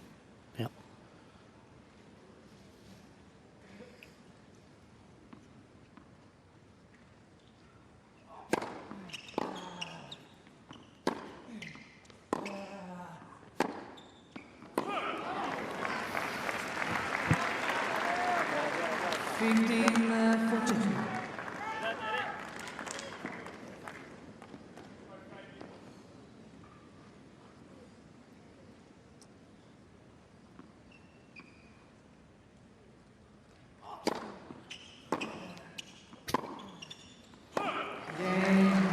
A string of breaks here.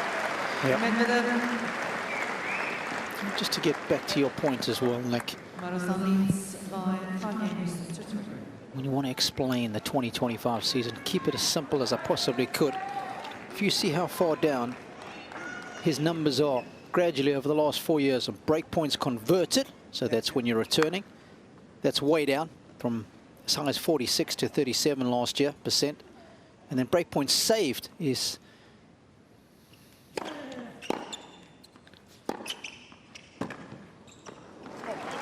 he's been in the mid 60% of break points saved. Last year, he's at 60. He's gone from 68 down to 60 the last 4 years. So 2 of the most important metrics, he's way down, both serving and returning. Just tells us he's not on top of things like he once was.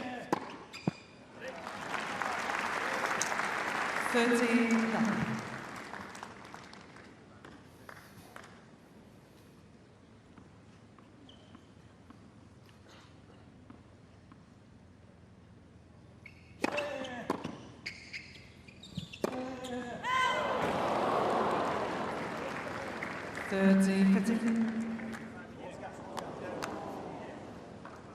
Yeah, he did actually say after his win in the second round, he was asked about his form, and he said, I'm not playing as well here as I was in Brisbane. I was feeling better about my tennis in Brisbane.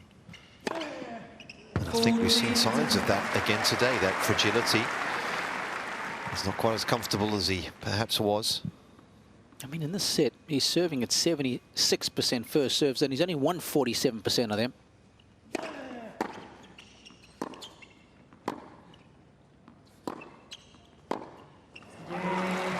Good game, though, quick one as well. Marozsan has got one more chance here to try and serve out this second set.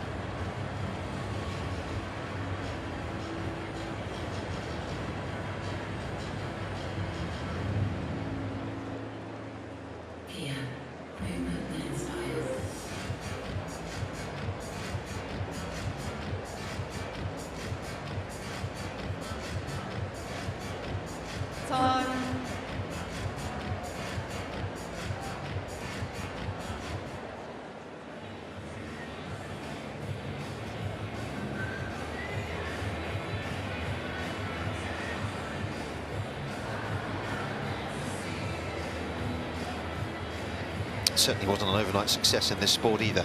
He was someone who's worked his way up through the professional ladder in steady fashion.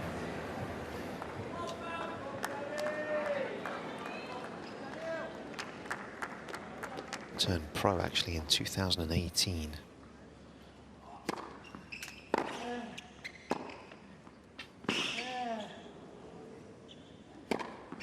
Cool finish. Such a well-executed pattern. 15.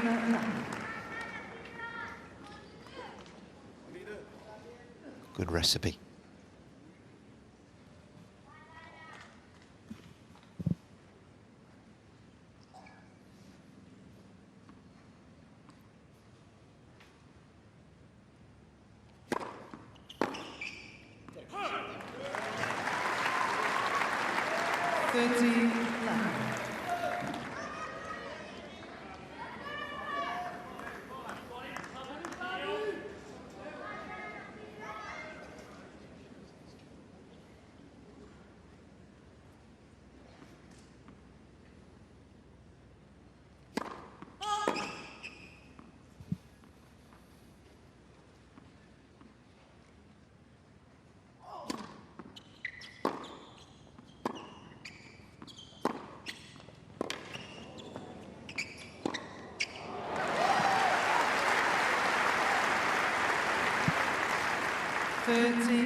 It's definitely been more intent from the back of the court from Medvedev from about 5-2. Not prepared to just exchange with good depth. Nice injection of pace.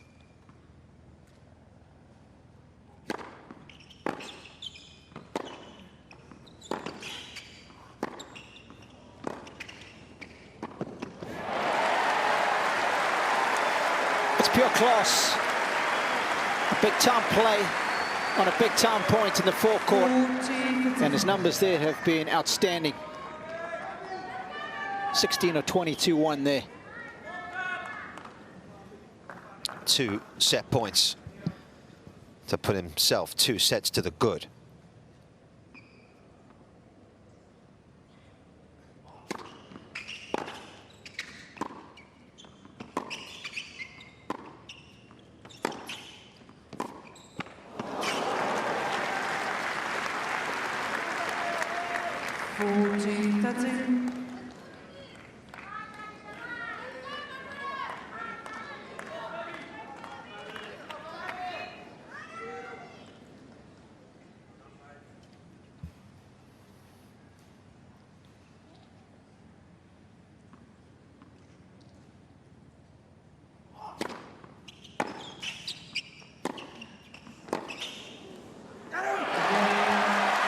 Fabian Marozsan has got the former world #1 in real trouble here on Margaret Arena.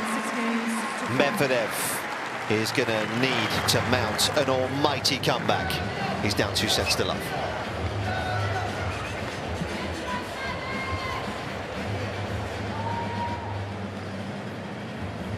Great tennis IQ. His ability just to sum up a situation so quickly, understand what's required. That 4-8 forward to give him 40-15 was beautiful. And it's another set where he's posted some good all-round numbers, especially when coming forward. He's kept it pretty tight with the unforced errors. Both guys have found it tough to defend their second serves, especially because of the sun. The break points won. Those are good numbers. And again, we've highlighted on a number of occasions how over the course of his career, Daniil has been so good at defending those break points, but hasn't been the case today. It's a 75% success rate for Marozsan, and historically, for players who play against Medvedev, that's normally around 30% at best.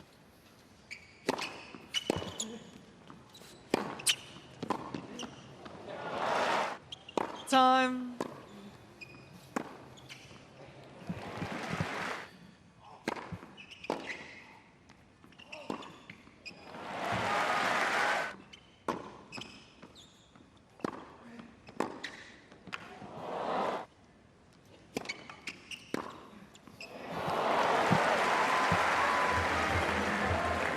Well, he's no stranger to coming back from 2 sets to love down, is he? Particularly in this city, Medvedev. You'll remember that run here 2 years ago. It was extraordinary, wasn't he? He was down 2 sets against Rusevori. He was down 2 sets against Zverev in the semi-finals. In fact, 4 times he's come back from 2 sets to love down. 3 of them have been here in Melbourne.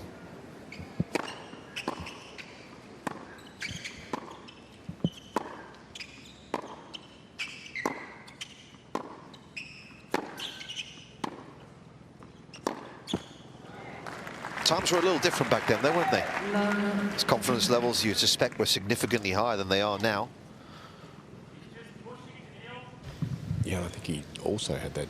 He had a bit of a different aura, didn't he? Yep. Absolutely.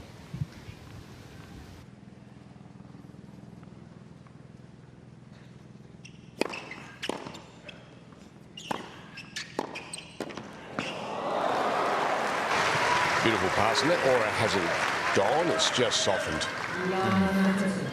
And his probably belief as well has softened a little bit.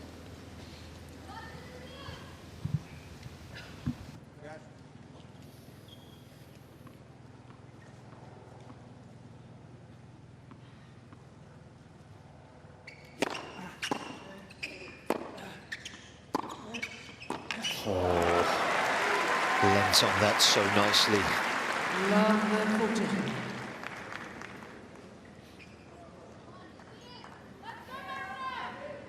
A bit of serve yet again under the spotlight here.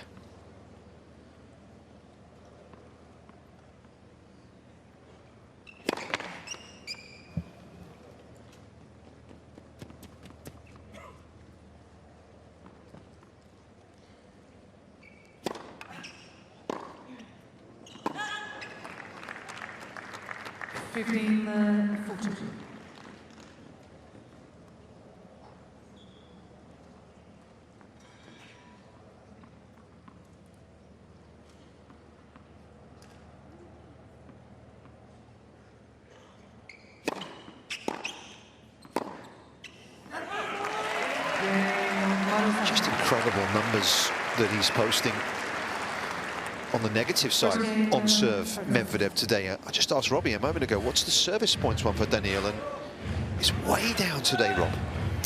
Yeah, it is a lowly 37 out of 73. Points one on serve, first and second. And as a percent, that's barely 50.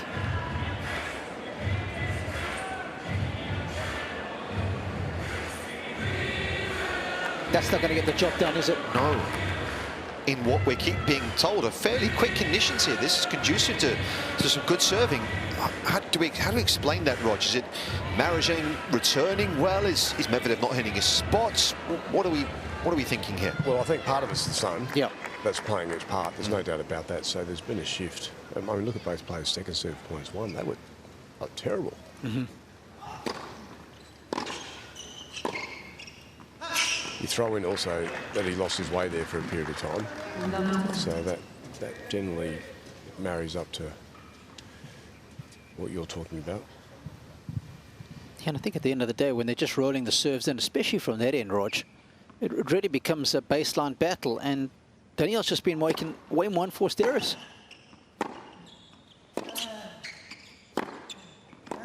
And Fabian has, to his credit, been a little bit more proactive like that, so it ends up becoming a double whammy, doesn't it? Yeah, different type of players at the moment on the court.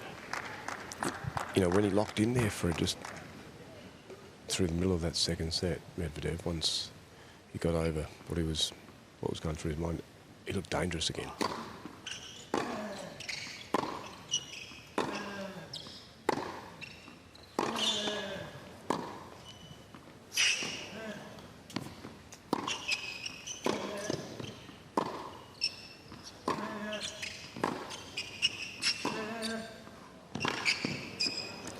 Got a little breeze. That was a better point for him. He's got a breeze behind his back. A little light breeze, but enough to help.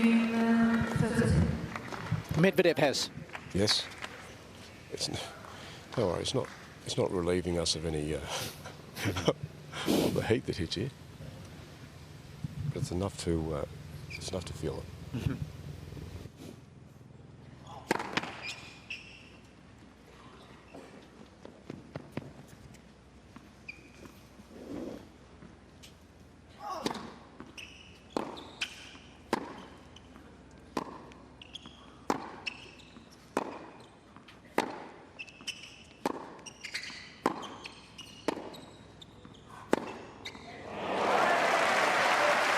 That was flushed. 13 all. It's just made a different sound. Gassed that forehand.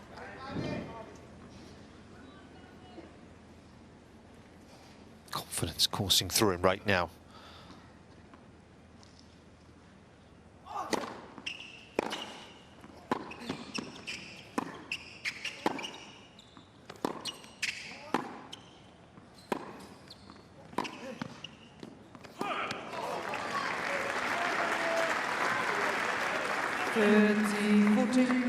Check out these breaks per set, guys. 4 in the first, 5 in the second, and you think the tournament average for the men is only 1.95. That's collectively that number, right? Yep. Just men's. Yes. Yeah. Yeah, 4 breaks in the first set and 5 in the second, so 9 total, Nick. Mm-hmm.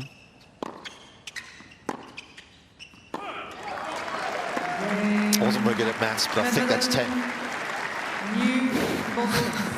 9 plus 1. Well played. It's a long time ago, those school days, Rob.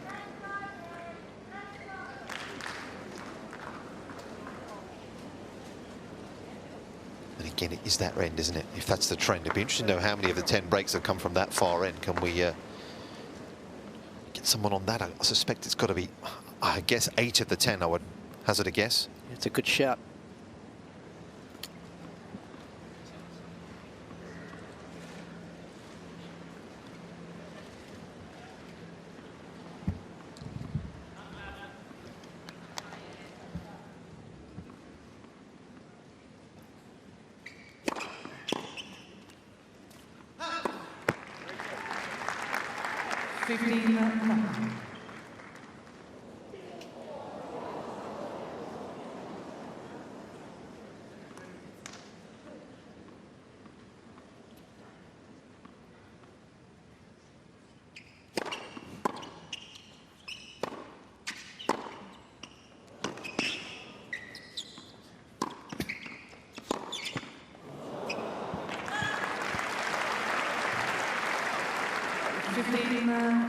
It's so unusual for me to see him make unforced errors on that backhand wing because it's normally so solid. Feel there is exceptional.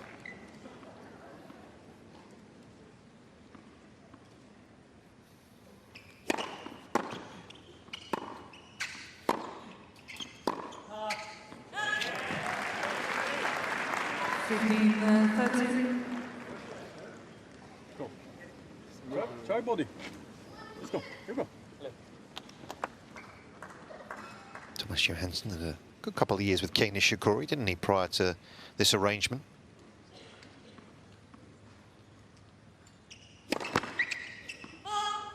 Maria Sakkari as well before that.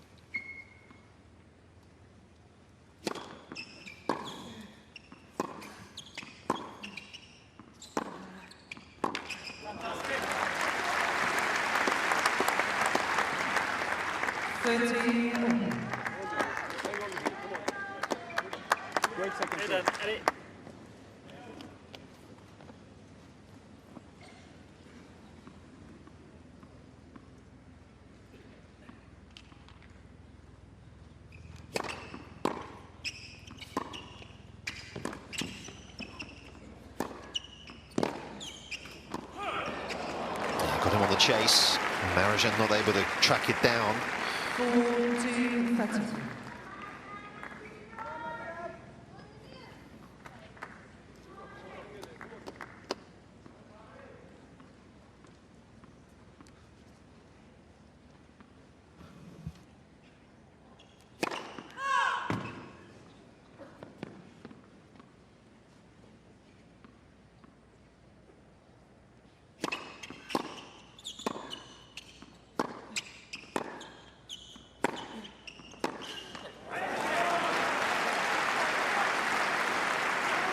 Feels like a big game, Roger, this one, doesn't it, for Medvedev? Got to get something going pretty quickly here. Yeah, absolutely. He just can't find any consistent traction and rhythm in his game at the moment. Play a quality point, unforced error. And I feel like Robbie, that would be the biggest part for him that he probably can't handle, because he spent so much of his career barely, just so ruthless in the unforced error count. Too true.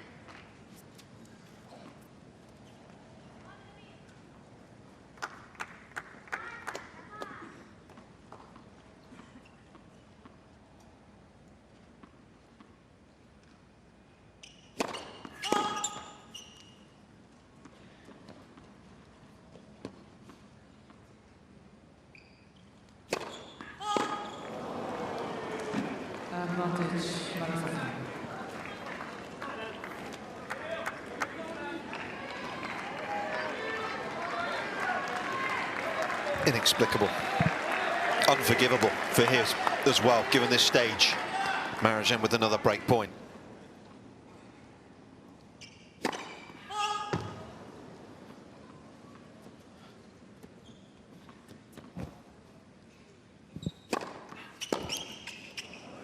He went even bigger on the second.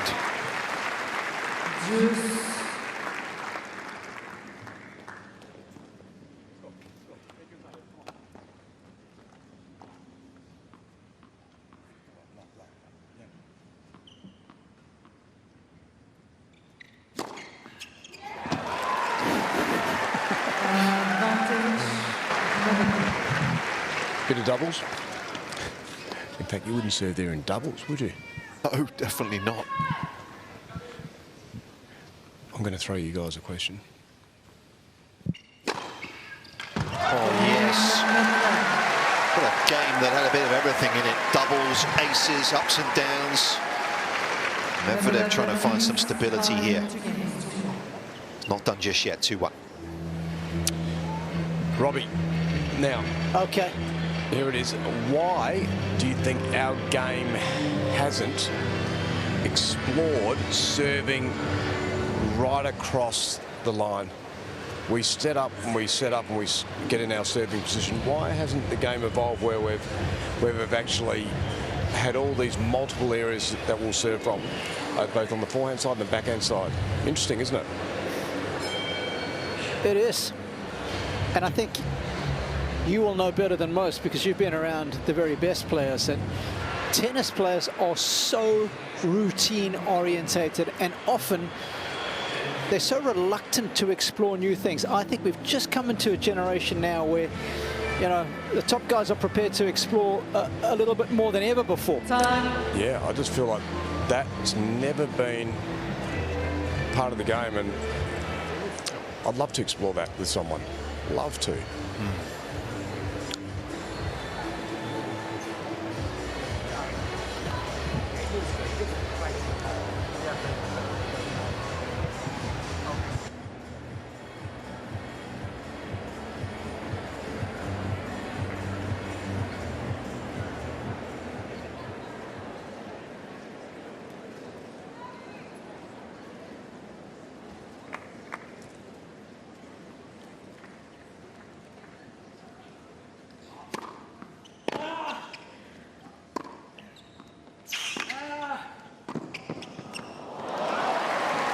I mean, how's that for a skill set?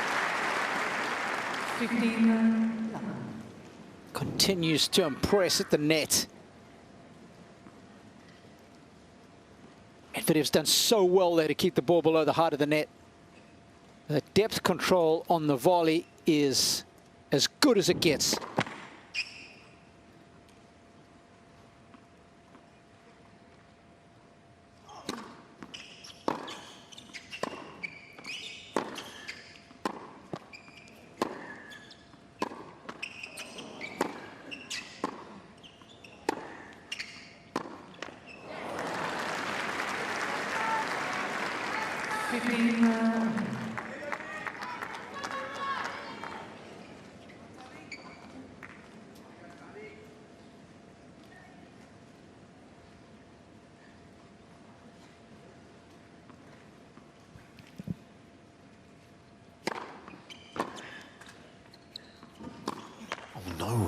decelerated on that ball. Almost got a little too far away from it.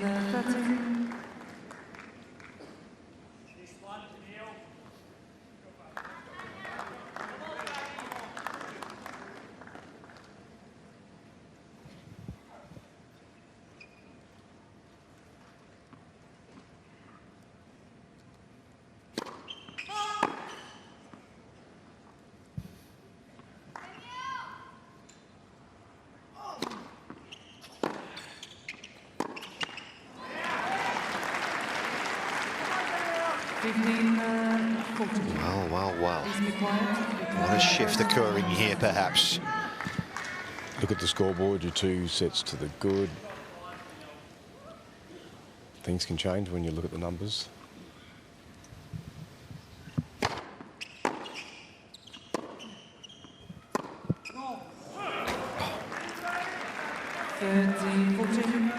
And also, there are going to be moments where you just have just a small flat patch. This is 5-set tennis.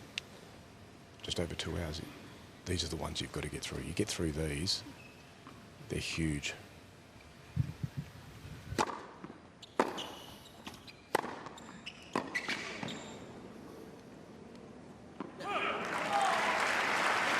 He's done that really well today.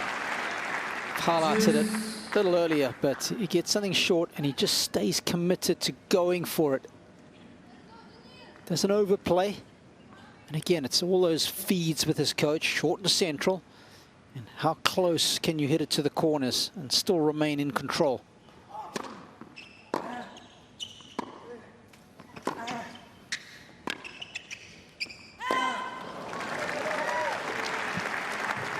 Advantage, Medvedev.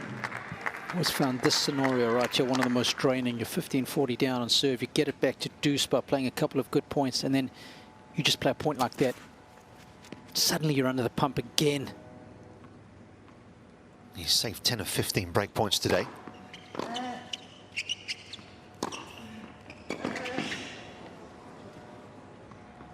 can make that 11 of 16.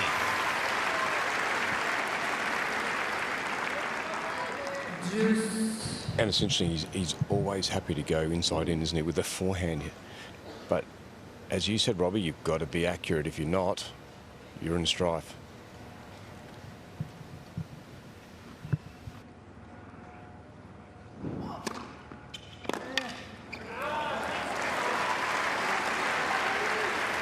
Advantage, Marozsan.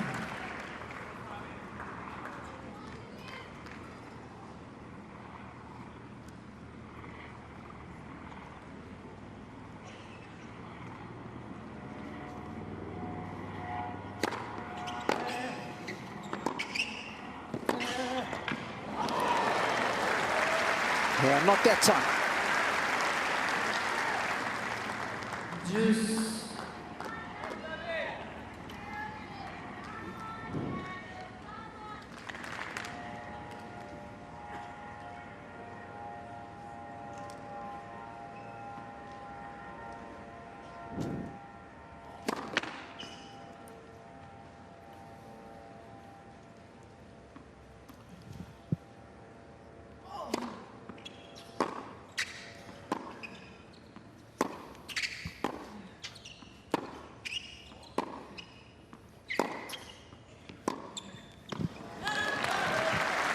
More errors coming from Marozsan, aren't there?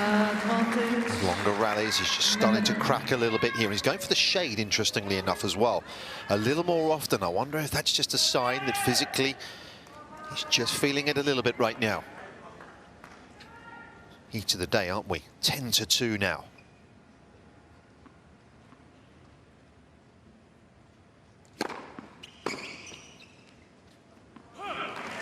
If he's feeling it, that is of huge value. Medvedev has requested a review of the serve on the service line.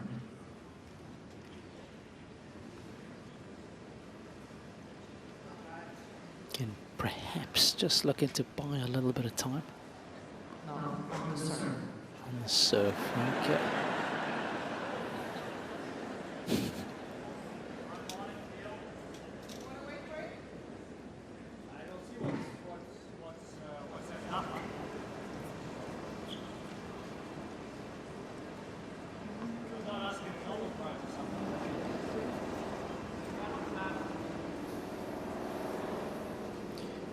think both players will actually be quite happy this has taken a while. Really? I would, if I was Medvedev, I'd be getting on with it. He's just got a little upper hand here. He's just given a huge breather for the man with the ball in his hands. I get what you're saying, Robbie, but wow. Okay.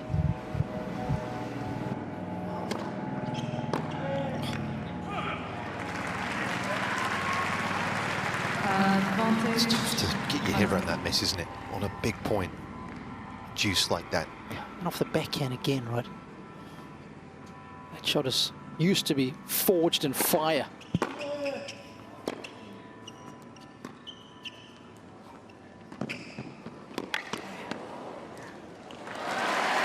there's no way back because of it in some regard. Chances to break there again have come and gone for Medvedev. And we're at 2 apiece. 2 games on. Yes, some things were an absolute given. The sun rising every morning, and this guy not making unforced errors off the backhand wing.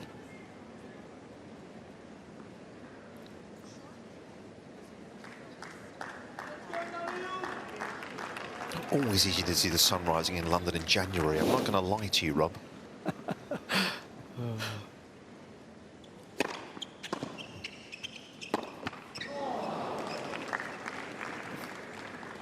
Yeah, those FaceTime calls back home at the moment are a bit limited. Behave.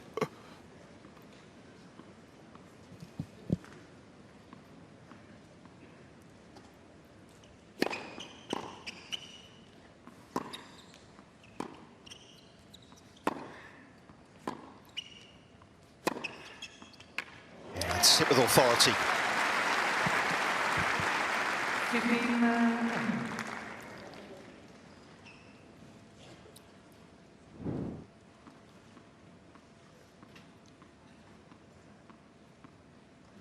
Is that short central ball? How much damage can you do?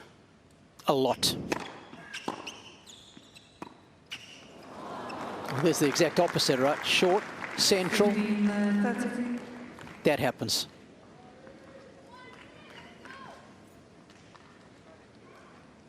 And why I pick on those shots in particular? Because you're going to get a lot more of those in a match than you are spectacular winners.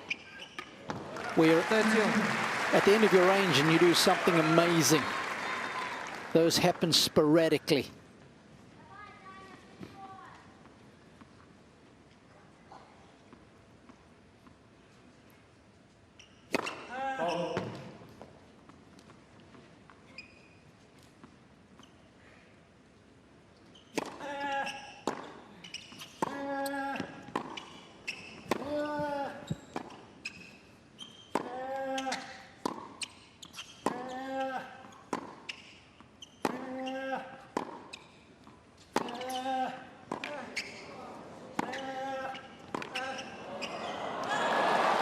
Stayed on him. Did a good job of it, Medvedev, on that occasion. 40-30. Physically taxing point for Marozsan, wasn't it, as well?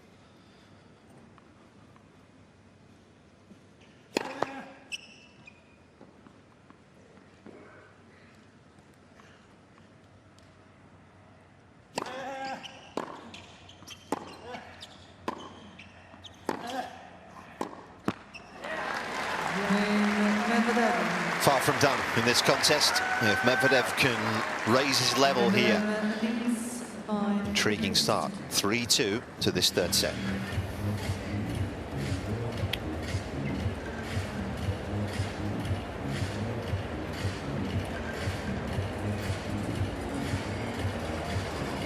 Now, if you want to do some shopping and a bit of merchandise, have a good look. There's a really good range available this year, and if you want to scan the QR code, it'll take you directly there to the AO shop, and you can get that credit card out and give it a good burn if that's what you like to do.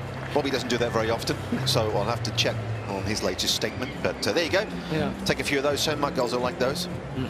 Giselle does, though. Okay, that's good to know. She burns it for me. Yeah. Hats popular in Durban?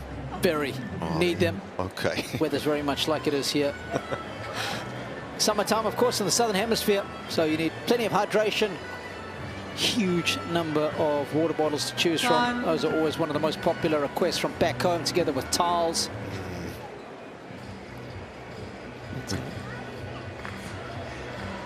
Good selection this year, isn't there? Get your hands on some. So many activations going on in and around the grounds. Apart from just being able to watch the tennis, if you get a little break, there's so much more shaded area where you can go and sit now. Activities to keep your kids entertained. If you are watching some tennis, you want to drop them off for an hour or so.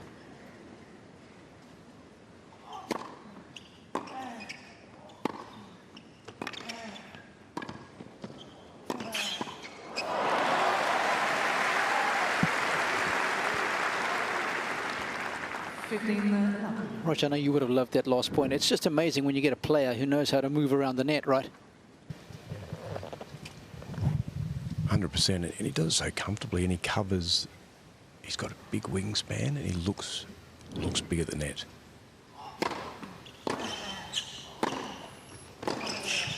There are players, Robbie, that come in and they, even if they're that height, and they just play small, if you know what I mean. And they guess. So many players guess so often, right? Yeah, they're not naturally moving or searching for the ball with, you know, like keen to pick it off. They're almost reactive to what may come off a racket. Big difference.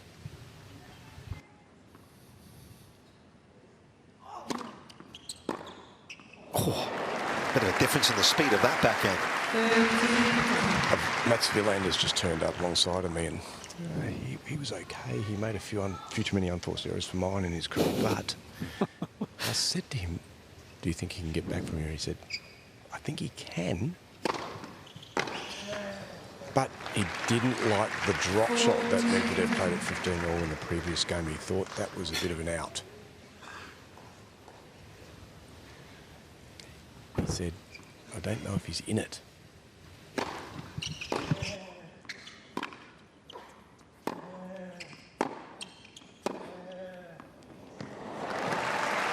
Nicely done. 7-time major winner, of course, was Mats. Won 3 times down here. And won that epic in '88 when the tournament moved here for the very first time. Beat Kashi 8-6 in the 5th, didn't he? One on the grass and on the hard.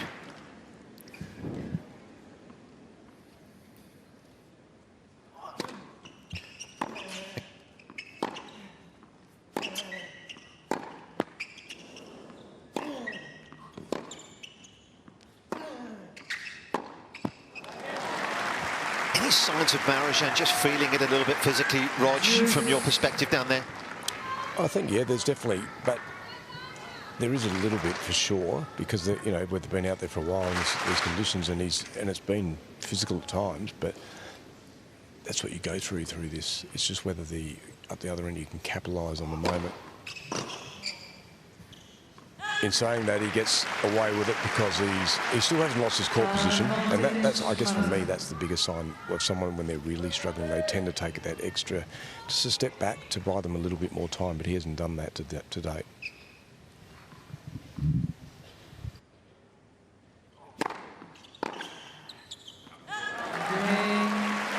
Just continues to get enough free points at important stages as well. 2 unreturned serves. 3 games over. He's over the line in another game.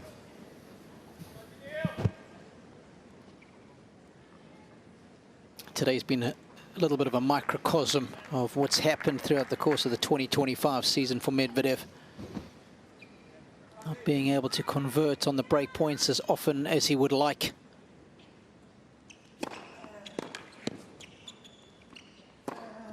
Not saving break points as often as he used to, and of course because of that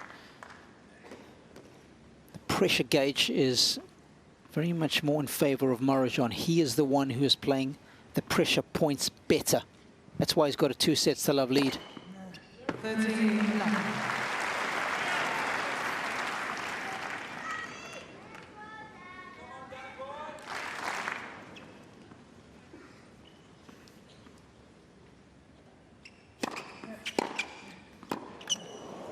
And if you weren't with us at the start of this match, Nick was saying what happened last year as far as Medvedev was concerned. Well, two of the big barometers, break points converted and break points saved when serving, obviously.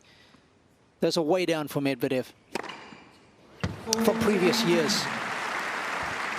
And the break points converted in 2023 was at 46%. He's 10% lower last year. Break points saved at his peak was at 68%. Last year, 60. The good news is the aces are flowing a bit more readily, though. 3 in that game, 6 in the set. That's half his total for this match. Better signs.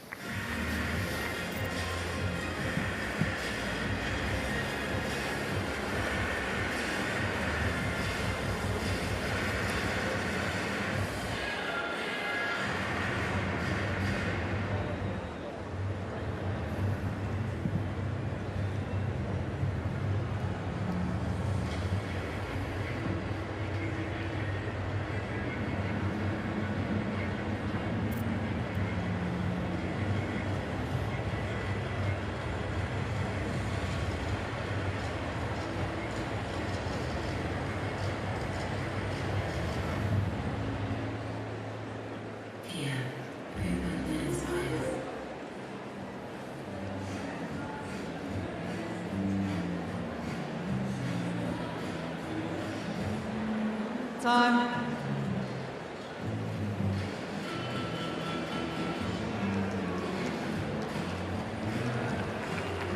Only ever been a couple of Hungarian men that have made the last 16 here at the Australian Open.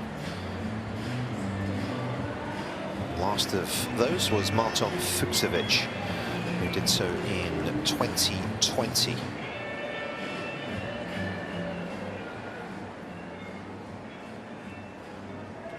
Twice, actually, 2018 and 2 years later did Marton.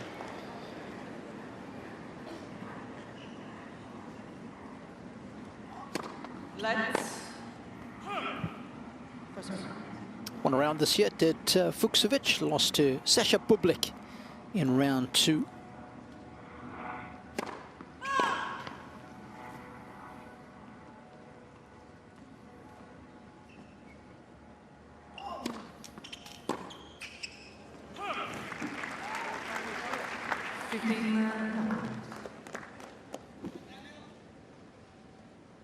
Yeah, what a 6 months Bublik's had. Cracking the top 10 for the first time. And you can almost point to that match against Alex de Minaur at the French Open. Hey, Nick, what a tipping point that turned out to be in his season. He came back from 2 sets down to win that day, didn't he? He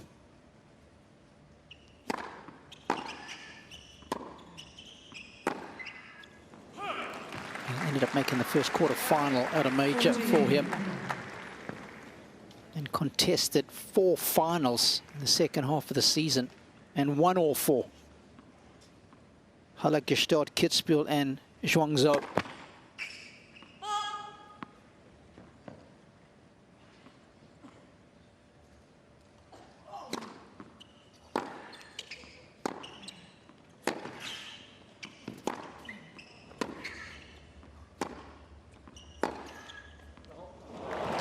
To laser up the line. That's about a flatter forehand as you're going to see all tournament, I suspect. And when it landed, it even flattened out even more. It almost rolled along the ground. It's a classic. Yeah, reminds me of Jimmy Connors' forehand, that one, Rog. Look at that. This might be even better angle.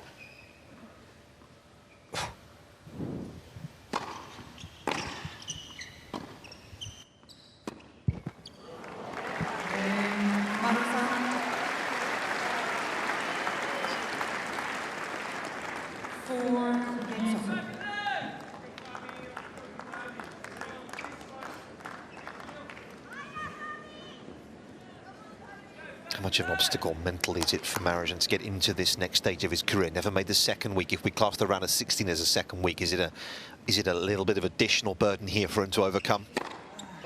Definitely.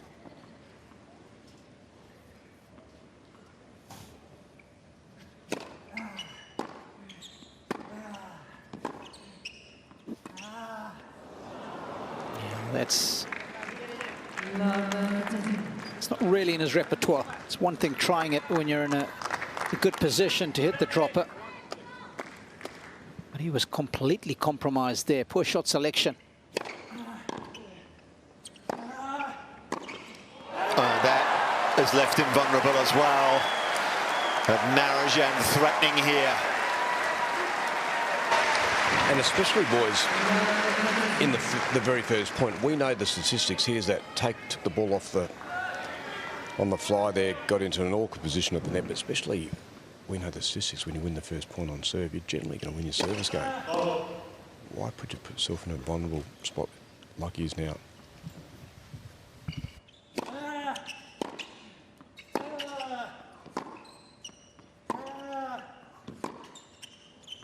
And just to help qualify your point, Rog, when we had a look back at the numbers from the entirety of last year at the Australian Open for the men, difference between winning the first point and losing it is about 20% differential. 92% chance of holding if you win it, 72% if you lose it.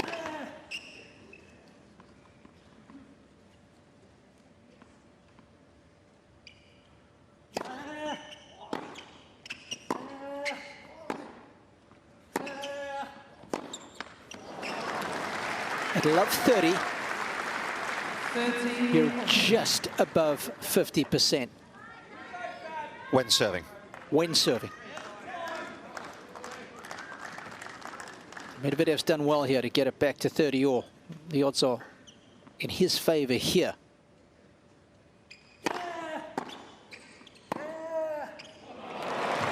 That's a bit special.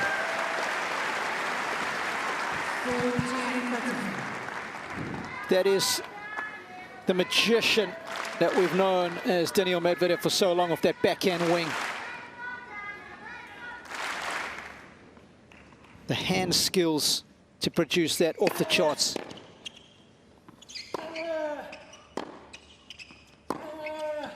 Oh, he's done it again. He looked to be in a position of real peril at love 30. And he has worked his way out of that nicely. He's in front 5-4 in the third.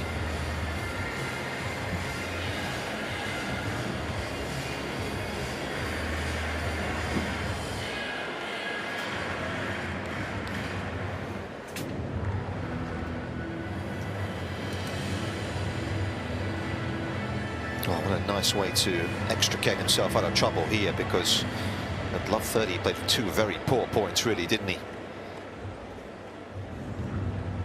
Really aggressive off the backhand side. Yep. The intent was there. And you can see he's almost sitting on the inside of the ball, Nick. It's so tough to control, but big separation in the hands, very much like David Ferrer. They're the only two players that have such big separation on the backhand. Time.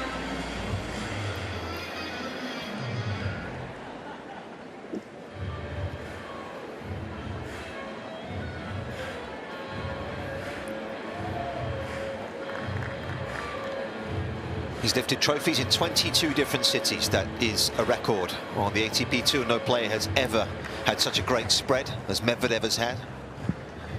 Number 22 coming in Brisbane just a few weeks ago. He's got other concerns on his hands, though, in his immediate future here.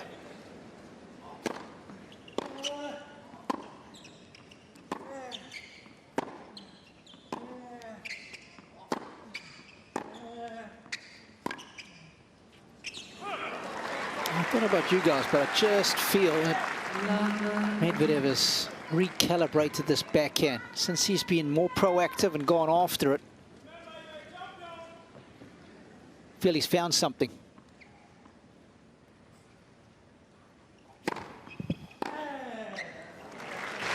Well, maybe just that, Robbie, you said it, proactive in going after it, so maybe that just that little bit more acceleration on the ball that has helped him.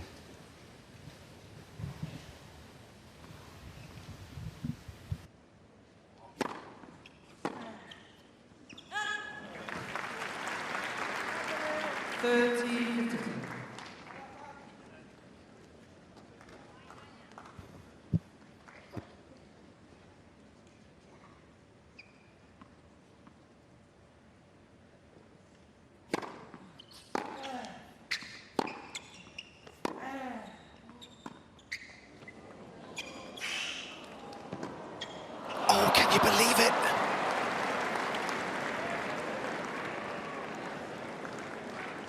He was way too kind there, wasn't he? I mean, he should have put that right through Medvedev's chest, tattooed him with the Dunlop logo.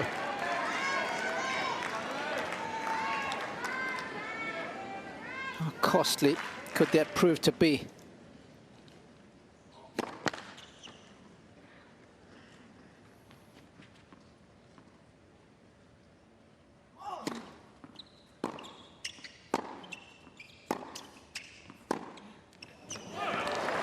Never really looked set behind that one, did he, to change direction? And again, he's going for the shade. Trying to get some respite here. Is Medvedev about to halve the deficit?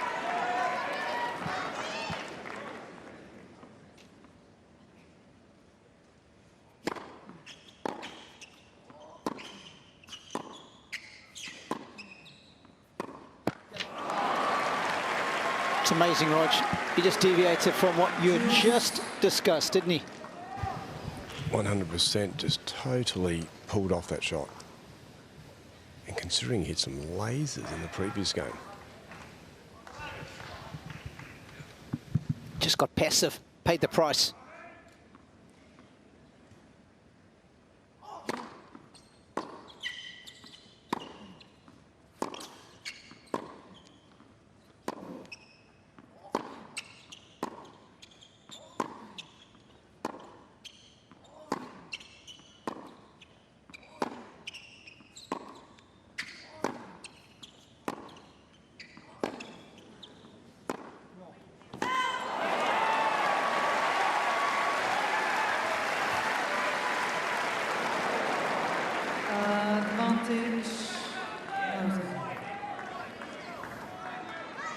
And it shows how dialed in Medi is on his backhand. The minute it left the racket, he said no. Yes. The minute, or the second.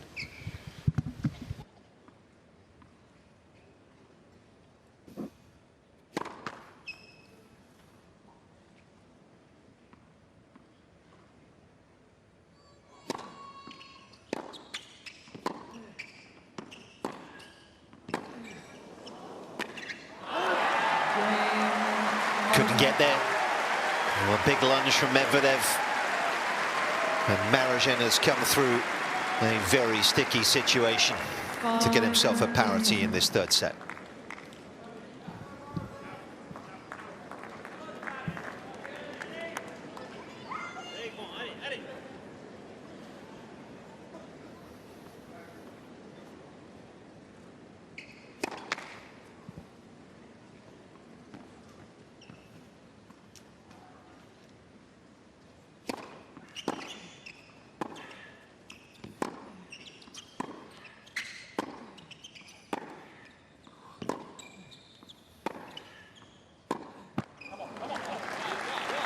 So if you're Marozsan right now, wouldn't you be probing the forehand? Wouldn't you be getting into the forehand side of Medvedev? I would have thought so.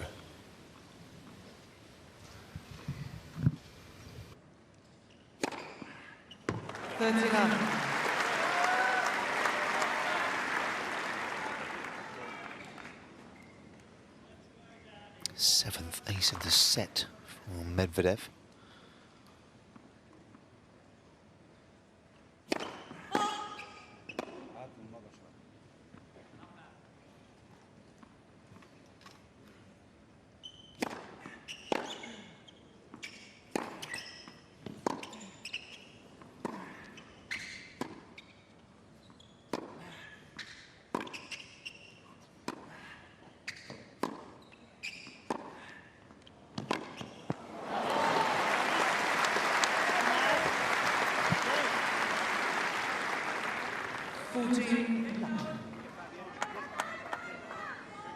Those who often practice with Medvedev have talked about that trade and how at times the ball just doesn't come through to you. It lands so low, it stays so short. And it was tricky for Marozsan to deal with. A couple of good serves in the game, though, from the man who's been a runner-up here on 3 occasions. 6-5 it is. Medvedev in the third. Such a unique shot, isn't it? And as you say, it's been so reliable for so long.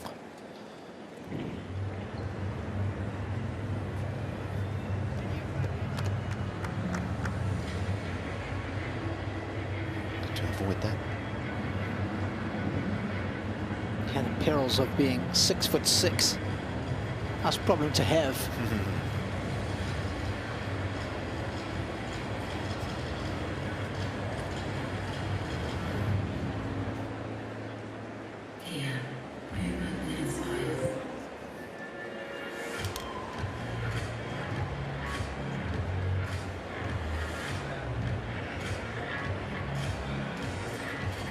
Time.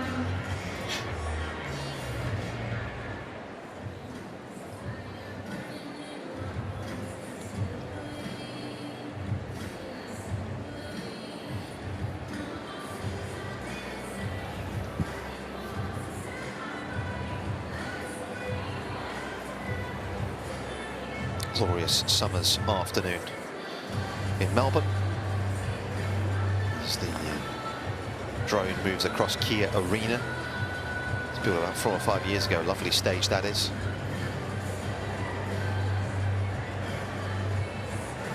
Taking their time, these two right now. Been on court 2 hours and 33 minutes here. Been a fairly physical one. We thought it might be. The average rally length is still around 5.5 shots. Has come down a little bit in this set.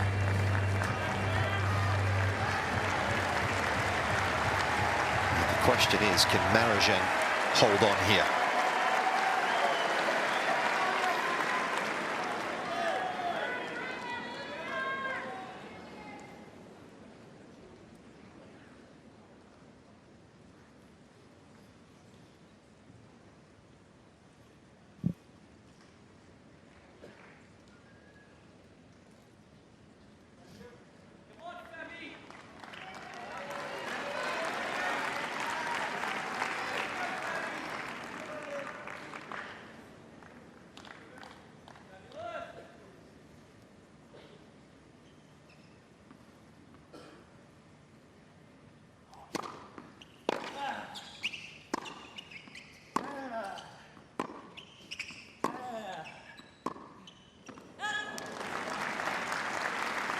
It was a tough ball to change direction off, wasn't it? It was deep and rushed him.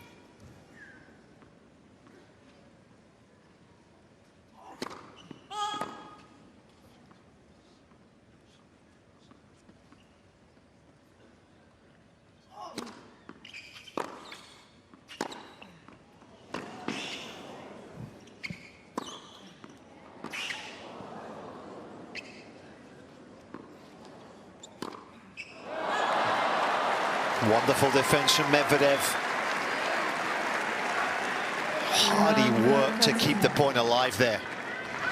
And from where I was sitting, you could just see the tension in the face of Marozsan there as he went to hit it. Wasn't sure of himself.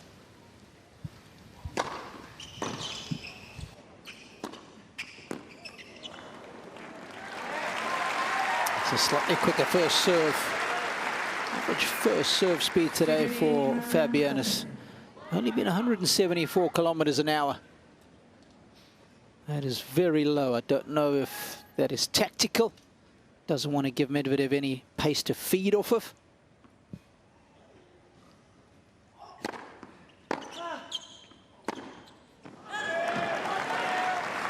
What he has given him is a look at 2 set points, though, with that miss. It was an aggressive strike, but a misfire. A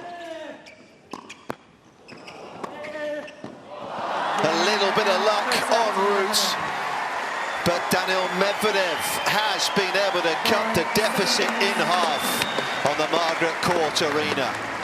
We've got a match on our hands here. The former world #1 takes the third 7-5.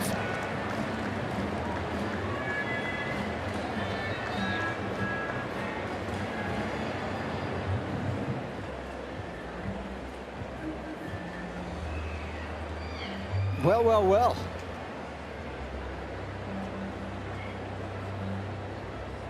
Winner of this match, as you can see, bottom right of your screen, will take on Lerner Tien. And I'll tell you what, both of them will be well aware of what that guy's made of, especially Daniil. If he's able to come through this one in 5, I think Lerner's probably the last guy in the world he wants to see on the other side of the net. Second serve points, 1 for Marozsan, way down. A few 1 for Steros.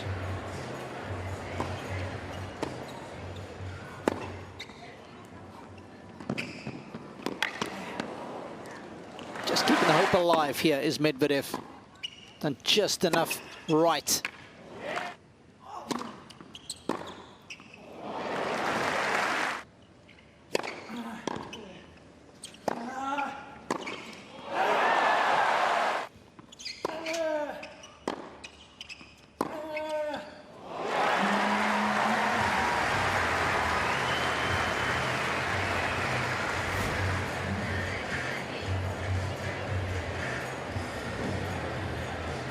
Time.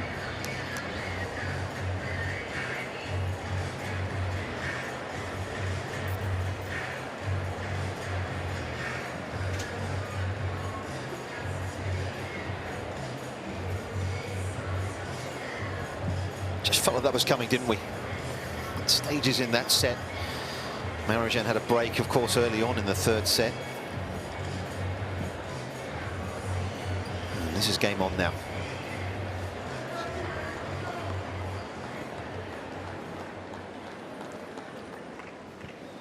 Alcaraz has just started to get things underway on the Rod Laver Arena. Early break for him over there.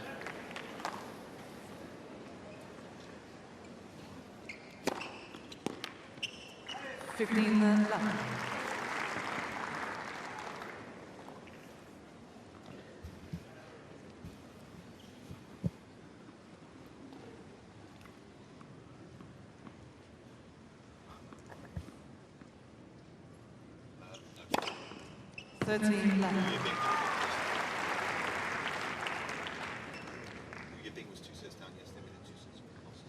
No one's come back.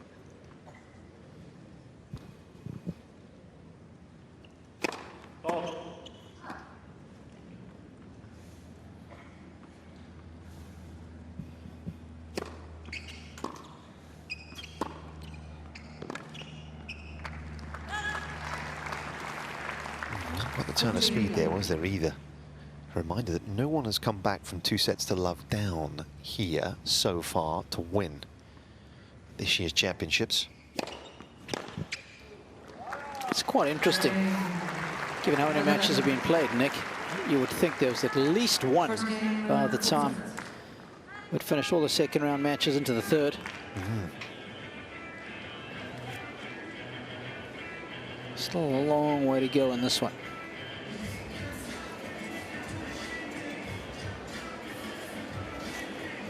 Without giving too much in-depth analysis as to how this guy's won the 3rd set, the moment Nick questioned whether Marozsan would feel the pressure, he was able to get through to the round of 16 for the very first time at a major. That's when things started to come apart at the seams. Not drastically, but enough for him to lose that 3rd.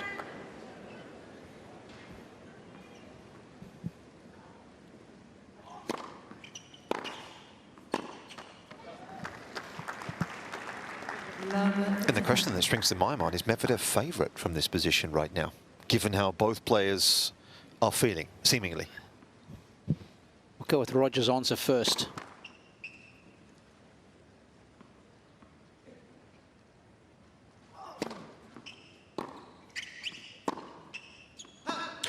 I actually do like Medi from here, to be honest, because there was, in the earlier game when you called it, Nick, there wasn't that intent to go out there on the backhand side and keep a ball alive for Fabian. And right now he's just going through a flat patch.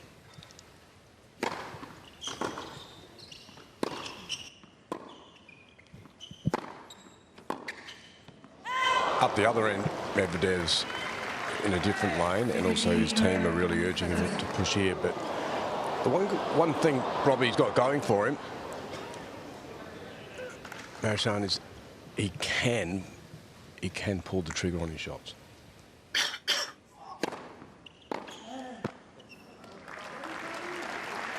So who's the favourite from here on in? In your expert opinion? I think I'm leaning with Medi.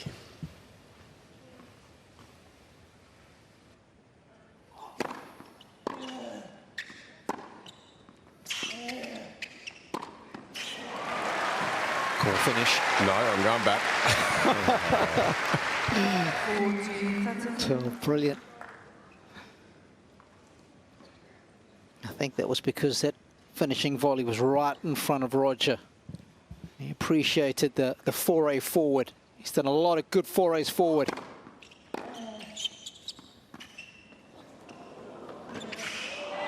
Good hands.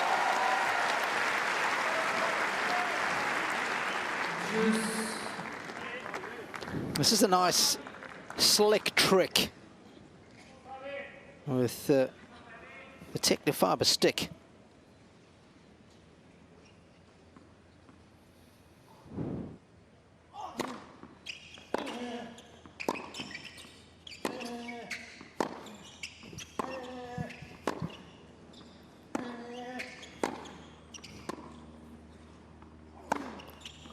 Oh, he's missed it. Advantage, Medvedev. Well, the good thing is we're going to have the win predictor after this game, irrespective of what happens. But I'm still going with Marozsan. And one of the big contributing factors to that is that he's never lost a 5-set match in his career. It's 4-0.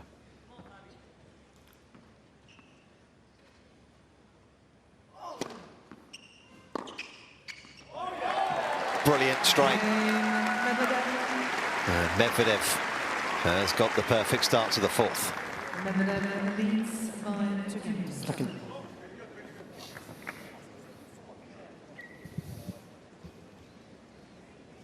Let's see what that win predictor's saying now. Still heavily favouring Marozsan, 68%. Wow. It doesn't include the break though, does it, we're told? Just occurred.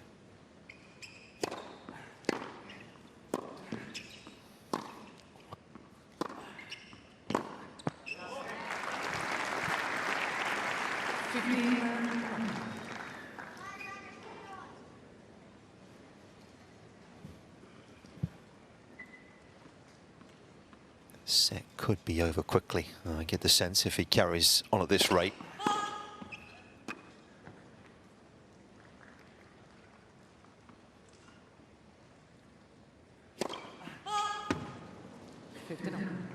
And Daniil, he has a strong tennis IQ. He can see that his opponent's struggling a little, and his weighted shots got heavy. He's got on top of the baseline a bit more. He's being a lot more assertive in the rally.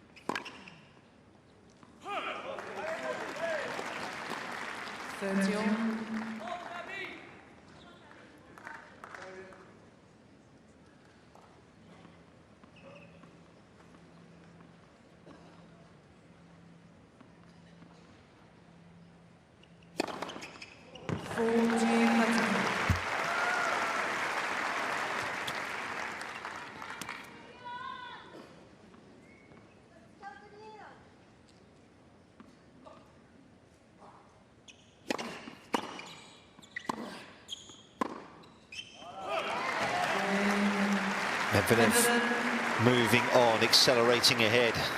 As well, all 3 games at the start of the 4th. Are we heading to a 5th?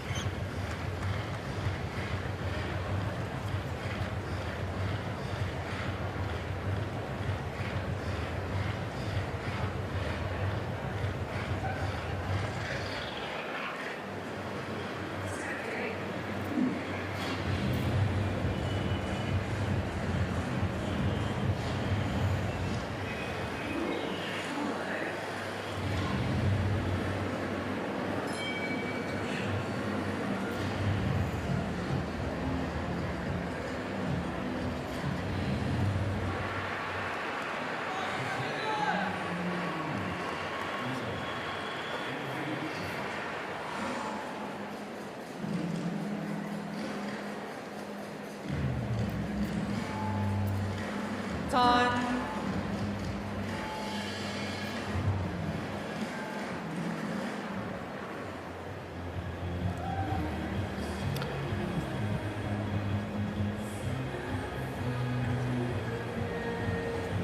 Poker face Fabian Marozsan, don't get a lot out of him.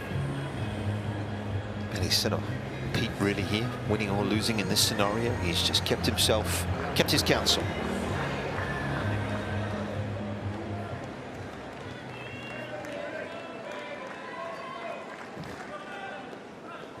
Serving here though at love 3.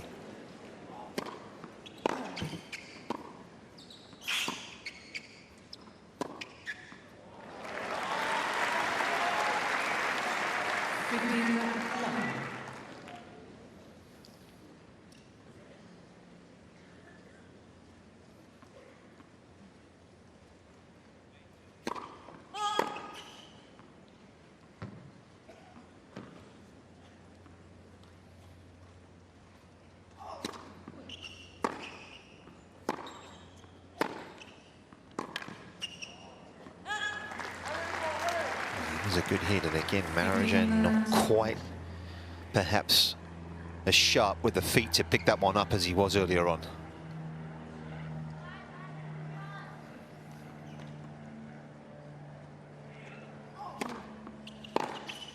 Oh, it's outrageous. Medvedev flying here.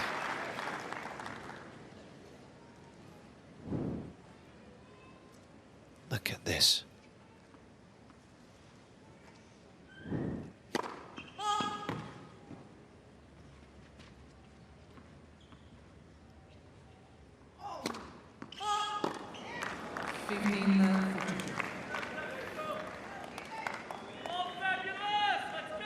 Wheels are loosening in his game at the minute.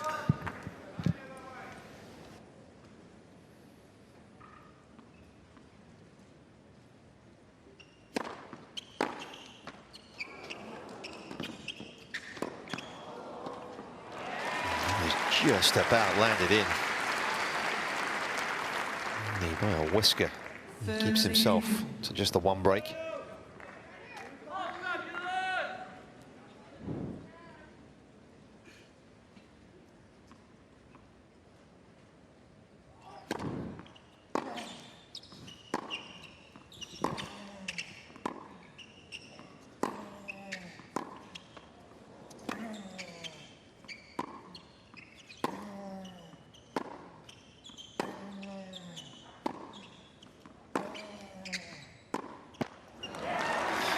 He's getting the metronomic grunt going. And the other thing he's getting going, Rob, is that backhand, it's laser and it's so deep at the moment. He's totally dialed in.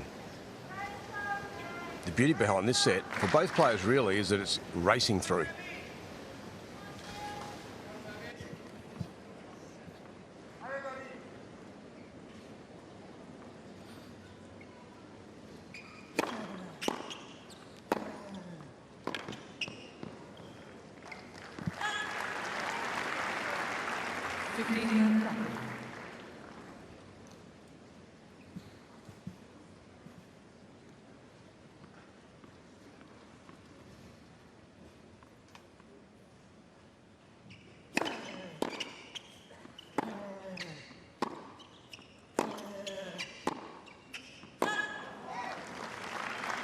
First sort of any sort of negative signs, body language-wise from Marozsan. He keeps a lid on things mostly. Yep.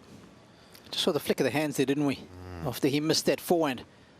As if to say, what's going on? What's that? And Medvedev continues to give him a steady dart to forehands.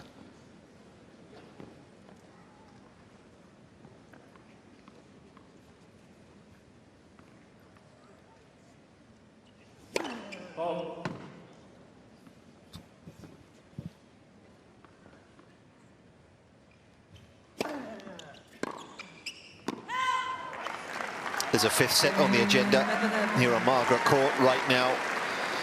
And Medvedev needs just one more game to take us there. 5-love he leads.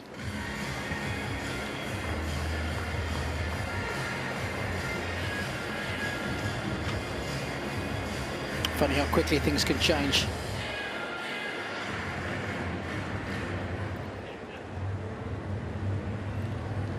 I think one of the big downsides for Marozsan is how quickly this fourth set has got away from him, because he hasn't extracted that much energy out of Medvedev. It's one thing losing a set, but at the very least,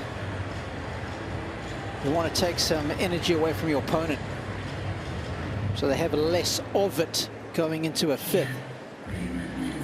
Yeah, great shout, Robbie. And the reality is, normally the person coming from 2 sets to love down, that the time they get to the fifth, they could have spent so many meal tickets that they're almost exhausted in a way, but not in this case.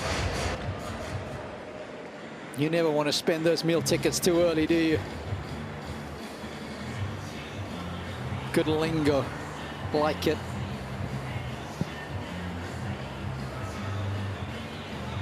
A lot of good food and beverage to be had on the grounds as well. I see what you did there, Nick.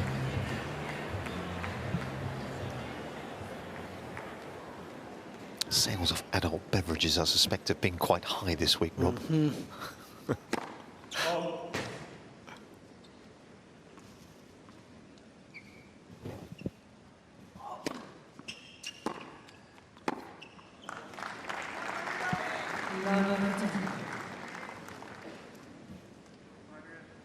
Just 18 minutes this set, remarkably.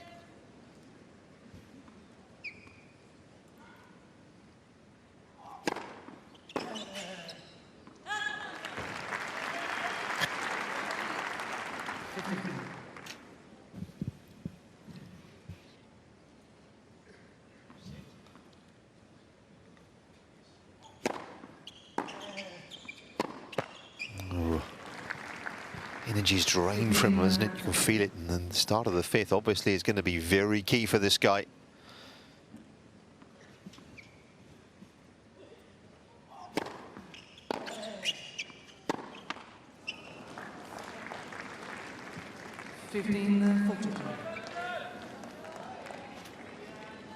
It's only been on the go for 19 minutes this set, Nick.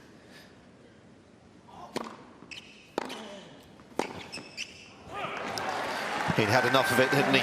He needs a pretty significant reset, does Fabian Marozsan here. Medvedev delivers a bagel. Are we going to get our first comeback from 2 sets to love down here?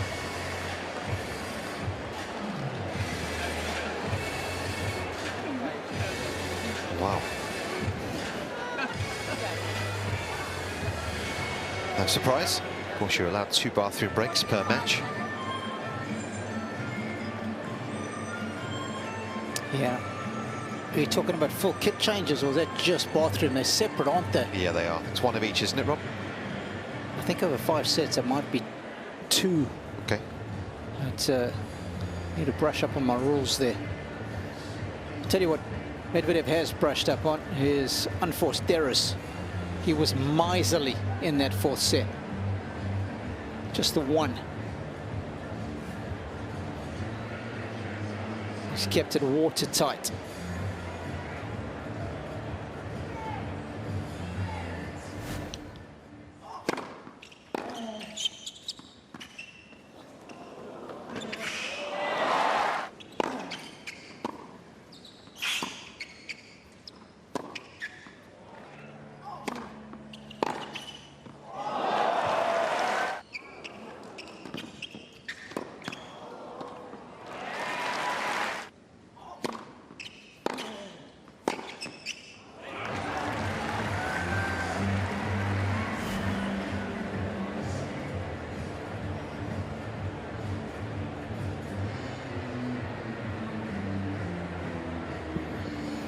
Well, we've got a bit of time, so probably not a bad idea to show some analysis of what we think that this guy has done a little better in sets 3 and 4. And Rod was highlighting how good the backhand was looking, so we thought we'd pick on that. This is sets 1 and 2, the Medvedev backhand placement. And have a look at that 21%. That's where the deep zone, how many balls are landing there. And he's only won 51% of those points. Huge uptick in sets 3 and 4. 38% of his backhands nice and deep. Roger's alluded to that on a number of occasions. And look how many points he's winning. 68%. The improvement in the depth, as Medvedev has so often done to opponents. He's been suffocating them into submission, and that's what he's done so well in sets 3 and 4 against Marozsan.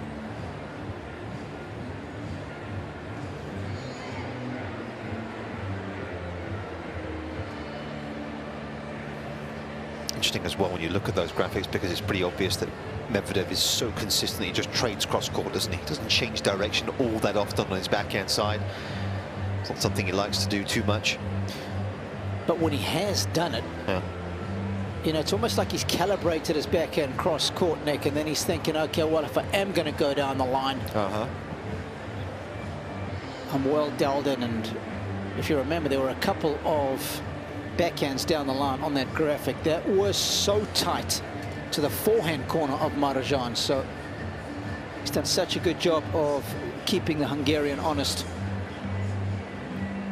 Come back from 2 sets to love down. We referenced it, didn't we, at the start of the 3rd set? And he's done it a few times, 4 in all. Zverev, Rusevori, and Felix here. Cilic was the other occasion he did it at Wimbledon in 2021. Robbie referenced that Marozsan is 4-0 at, in terms of 5-set battles. And again, here's 2 of his wins coming here last year. He beat Tiafoe and Sebov Vilch in 5 sets in rounds 1 and 2 here last year.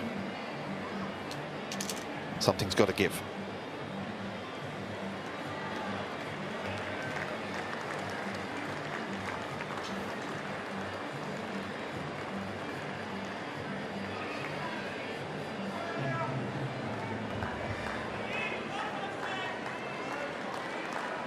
Final sets. Medvedev will get this 5th set underway.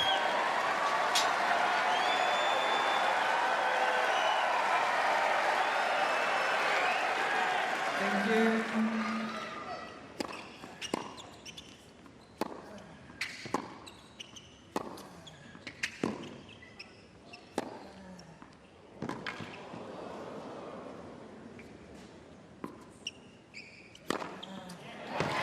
Probably also worth mentioning the defeats that Medvedev had last year at the majors, Rob, because most of them were in 5 sets, weren't they?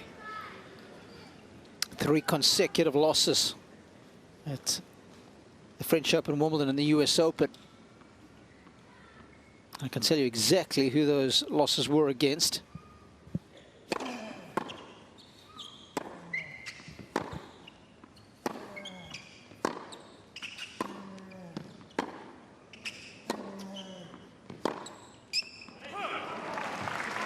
Cam Norrie at Roland Garros in 5 sets. To Wimbledon, it was Benjamin Bonzi. 4 tough sets, and then he saw the Frenchman again at the US Open. I think you and me might have called that match. That one also went the distance, and he lost it, Nick, as you alluded to. 6-4 in the 5th, he lost to Bonzi at the US Open. So that prompted the split with Gilles Savara thereafter.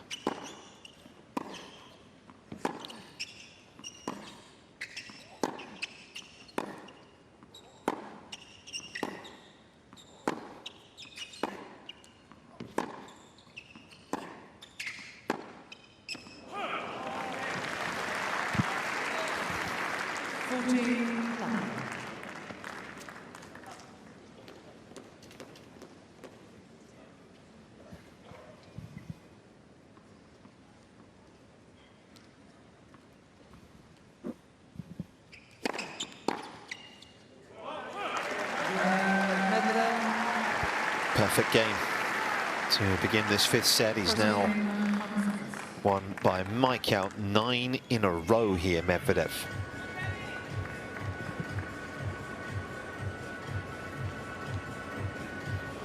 Wonder what the win predictor says now. Just gauging by the body language.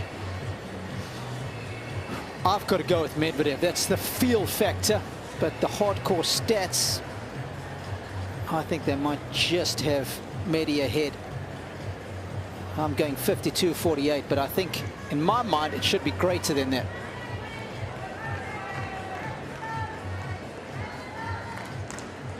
Okay, currently 60-40 in favor of Medvedev.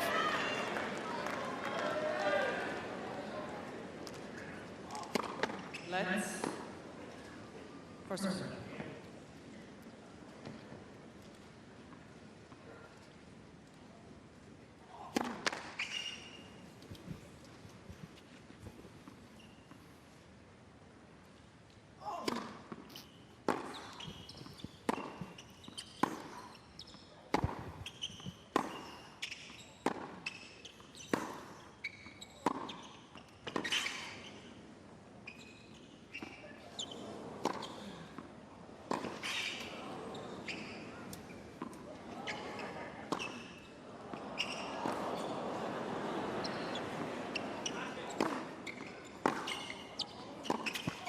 Wouldn't go away, would he? Circa 2021, that point was. And every single time there's this type of rally, it's just knocking the juice out of the Hungarian. Double-edged sword here.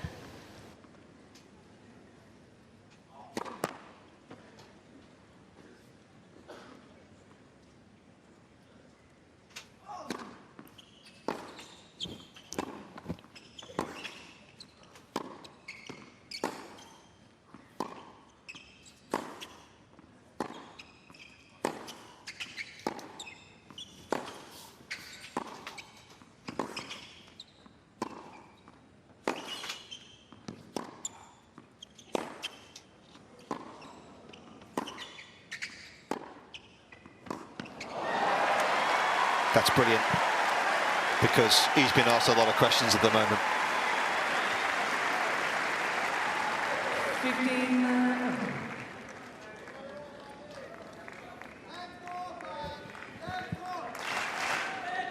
Desperately needs to stop the rot, this Marozsan.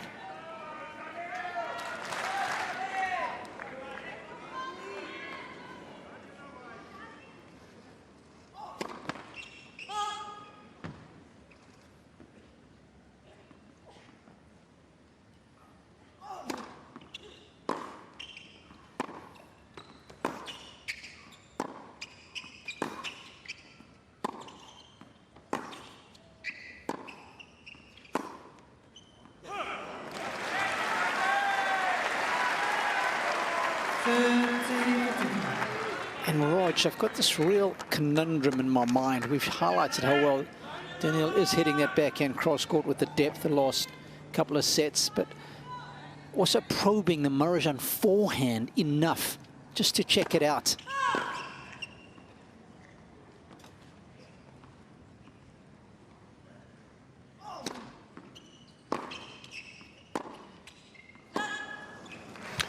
Yeah, I agree with you. And what it does, that will do also is it just gets him on his skates instead of being able to just be able to lock and load. So there's a physical part of that as well. Marozsan, a reminder, has not won a game. It's 5-all in the third.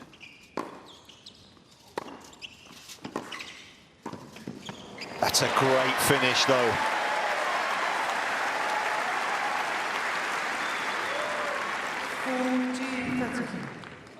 You feel like this is the way home for him, boys, to just be able to hit into the corners, and if you can get yourself forward. He got that so far out in front, took the time away from Medi.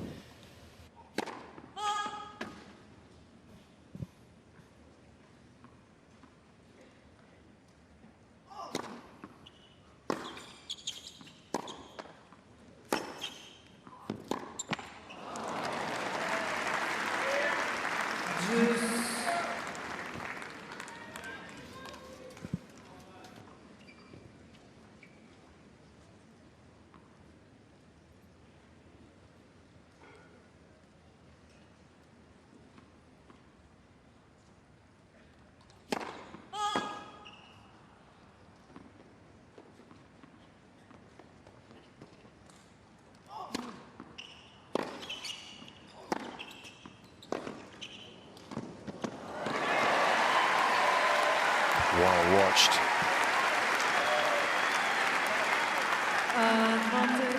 Marozsan. Often talk about the perils of hitting a slice ball, don't we? Robbie mentioned it earlier on, and he's dealt with that very well.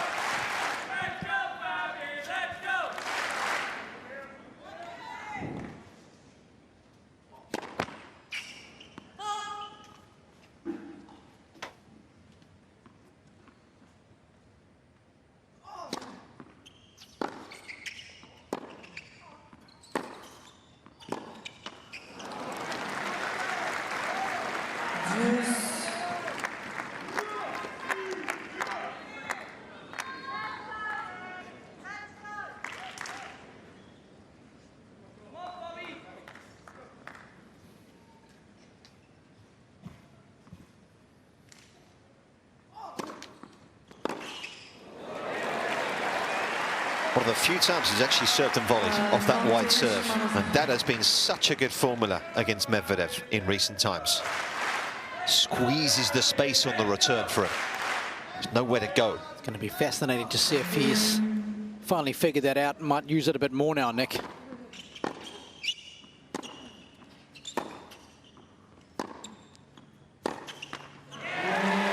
Stops the bleeding. The first game he's won since he was level at 5 apiece in set 3.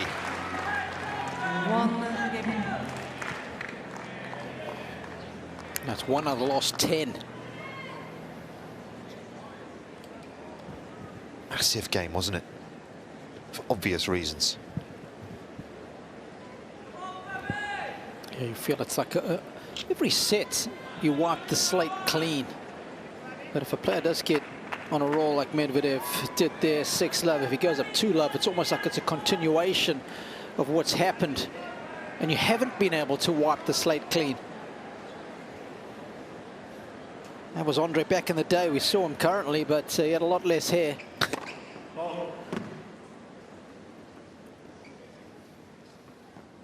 Always been a popular figure as double 8.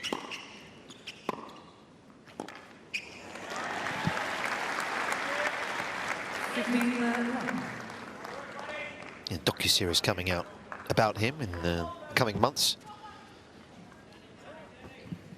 Behind the scenes look into his career and his career post-tennis as well.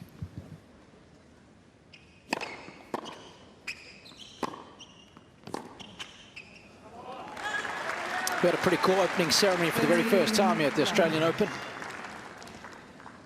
We had Andre, we had Pat Rafter, Roger Federer, Leighton Hewitt, and Ash Barty. Oh, how good was that fivesome?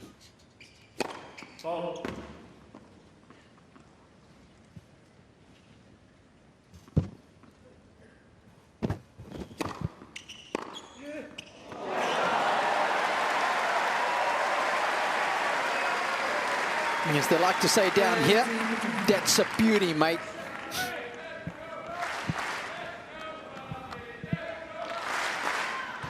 That sort of sounded natural. Don't encourage him, Rush.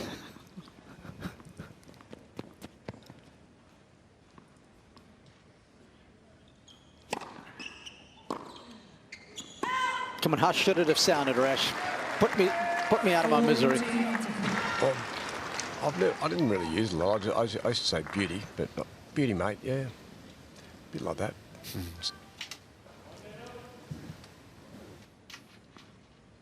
You can come and visit anytime, Robbie.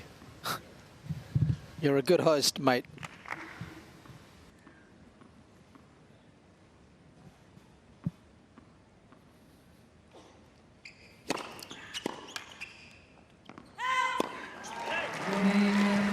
Serves in good order. Marozsan not really making any sort of impact in a while now in the Medvedev service game. 2-1.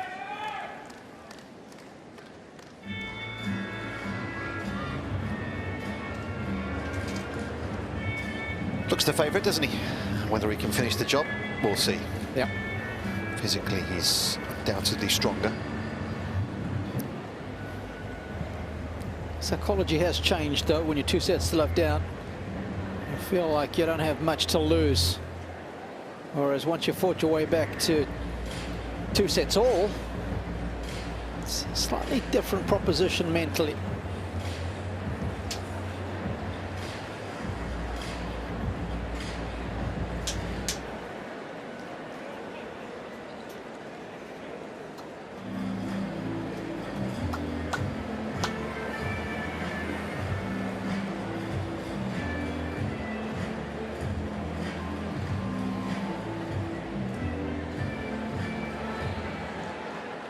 Time.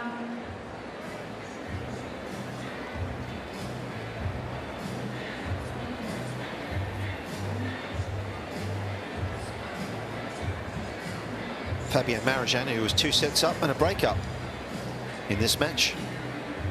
Start of the 3rd set, he was very much in the driving seat.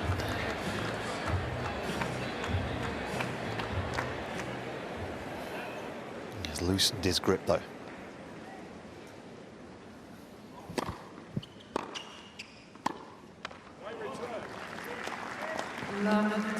Just thinking as well, when was the last time a player played a 5-set match without serving a single ace over the course of it?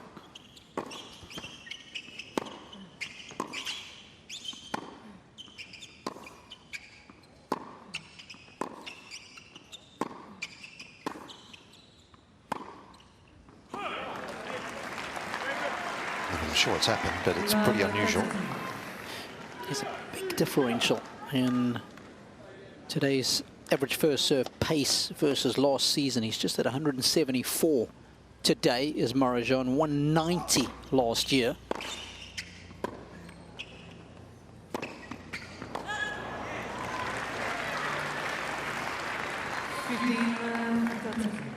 So he's way down today with that average first serve speed.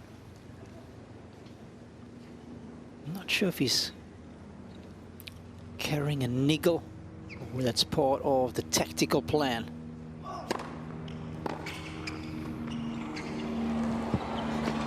Oh, he's done magnificently well there, as Marozsan. 30. Continues to impress in the forecourt. That's his half-volley skill.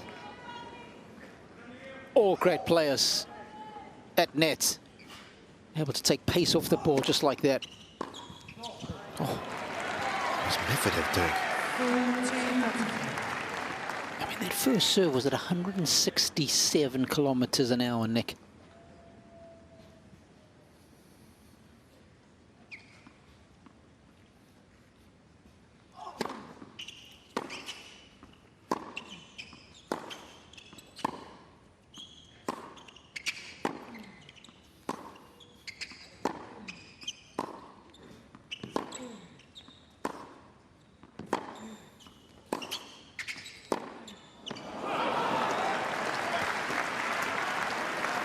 Longer the rally over the last couple of sets, more it has played into Medvedev's hands.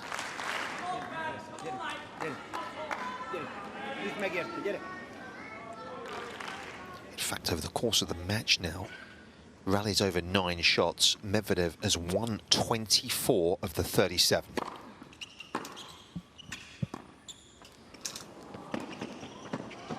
Great movement off the ball.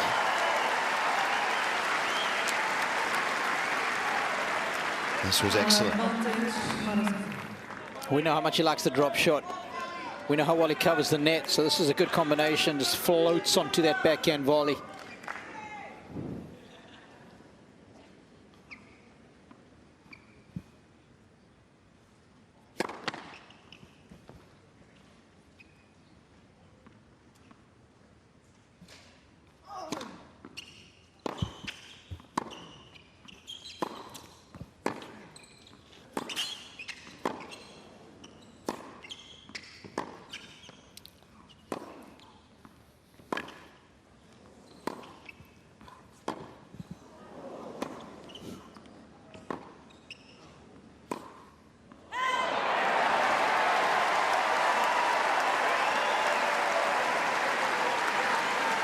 To work so hard for these 2 games as Marozsan.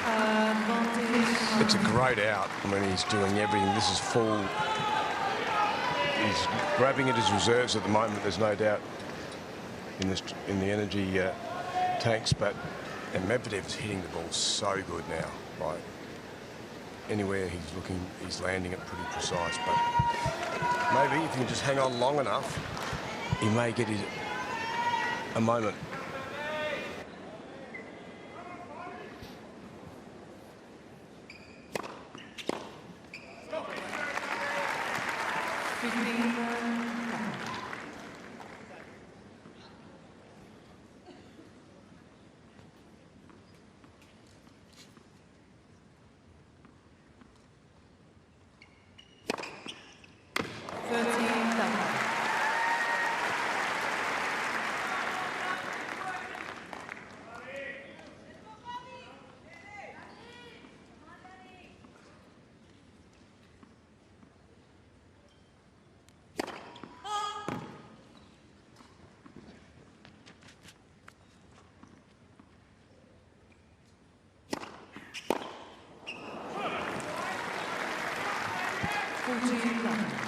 Gonna limit the reserves there. Sure, he fancies too many long exchanges looking at him right now. Medvedev will be well aware of that. Quick hold. Marozsan will be back serving quicker than perhaps he would have liked otherwise too. 3-2 for the former world number one.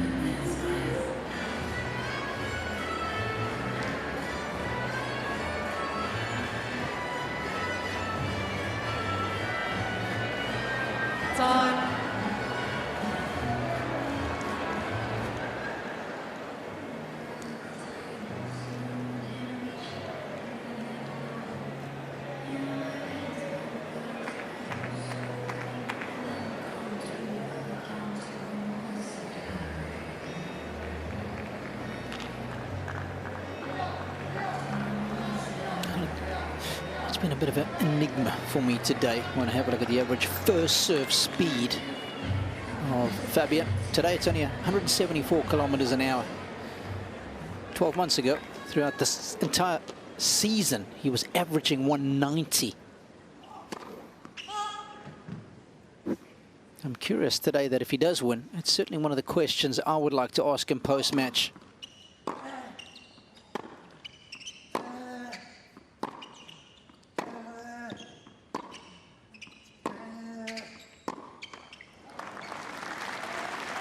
Is it tactical?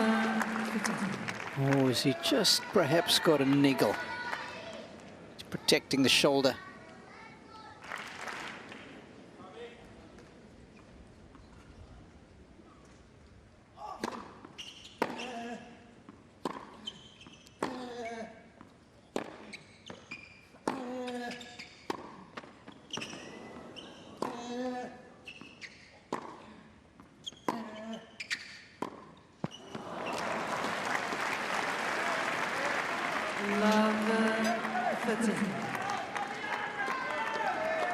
Interesting when you start getting a little fatigue through the quads as well. Those two were low. It's a low backhand and a low backhand slice, and every time you try and load up, you generally want to come out of it pretty quick when you don't quite trust your legs.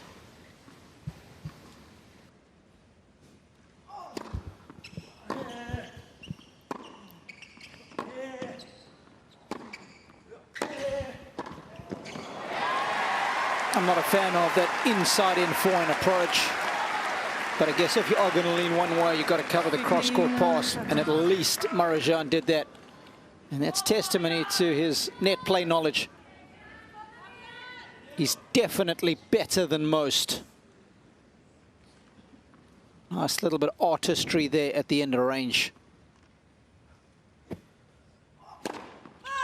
got to get in, Rob, hasn't he? As much as possible right now. I think so.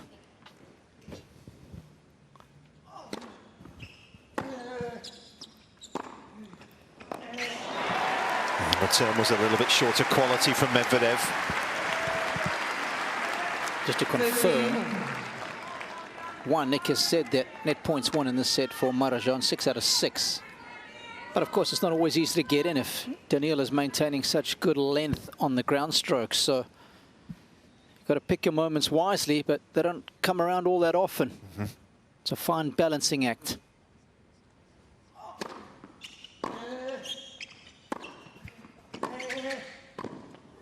Oh, how composed was that?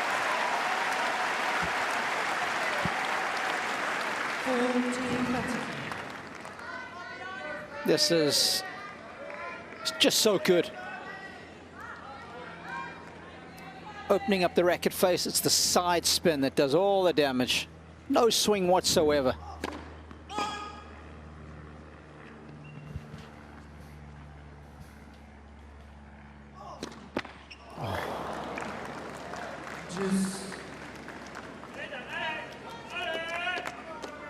Again, I find that particular scenario one of the most energy sapping. You're down love 30. You play a couple of good points to get to game point, and then you throw in a double. It's just like a huge letdown.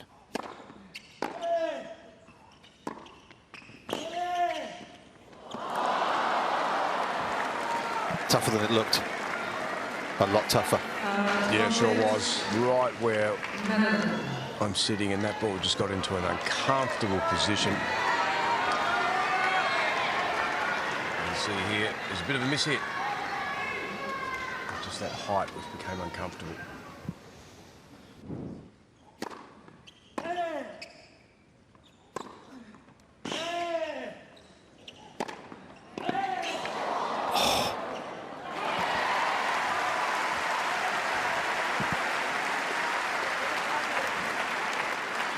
Once again, he's chosen his forays forward so intelligently in the set. The only point he's lost at set was that high backhand volley. Yeah, look at the points played on serve in this set as well. Double now for Marozsan. 26 in all.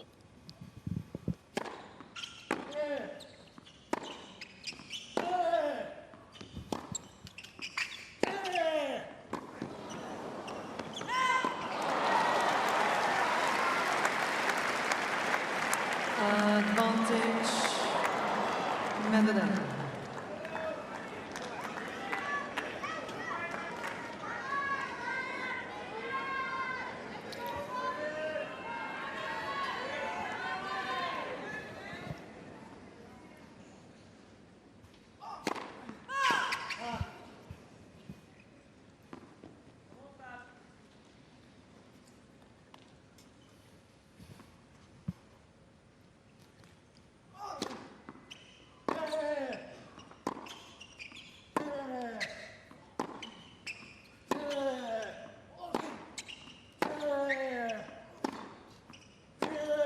Oh, he's backed off it.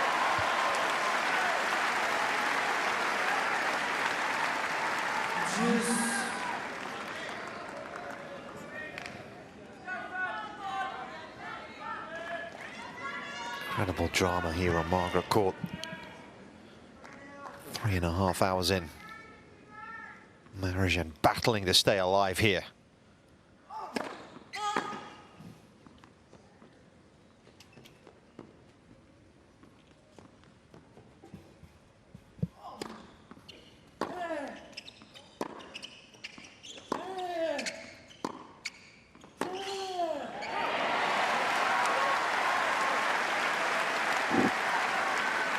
Advantage, Marozsan.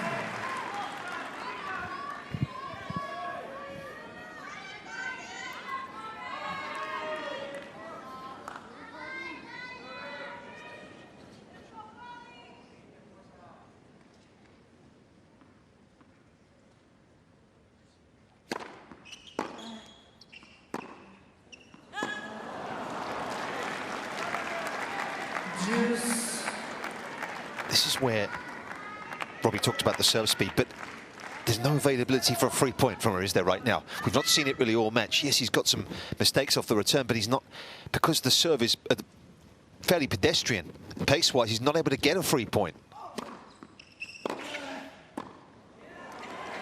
Well, that was about as close as he's got. I know. So strange, Nick. It's not like he can't pop the serve right. Quicker serve that he said today is almost 200 k's an hour. Decent pace.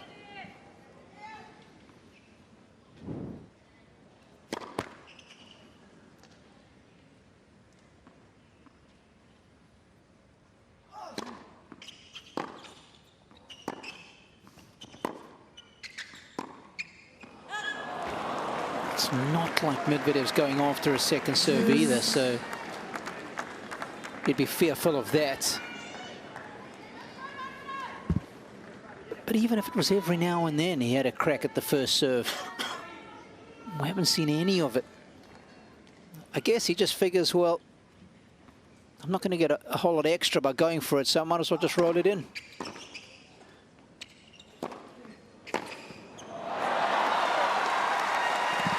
That was a quicker one. He teed the points up nicely for himself.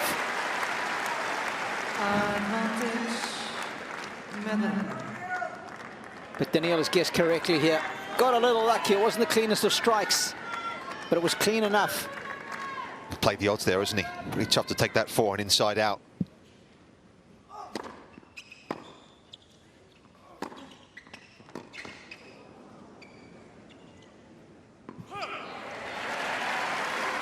How many break points has that in this set now? He has had 3. Hasn't converted on any of them yet. Points played on serve, 34-13 in this set.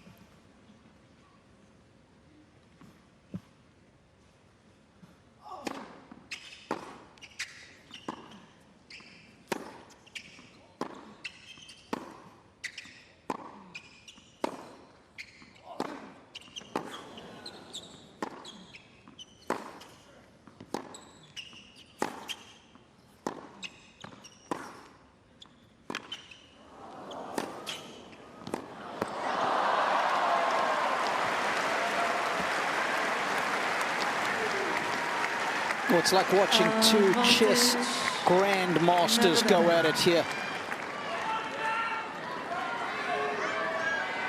That was some point from down here, boys.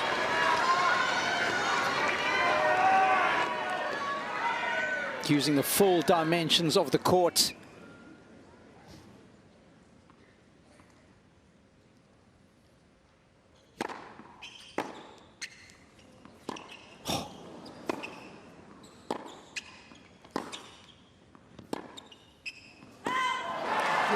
Finally makes the breakthrough.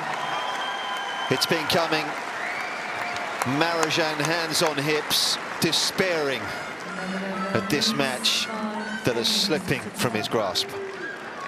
And again, the creativity of the hands. I mean, Marozsan's ball that misses, just the return that he made, the backhand there that hit the line from that Medvedev made. You would have seen what he was doing with his wrist and his hands. Extraordinary stuff. It's freakish.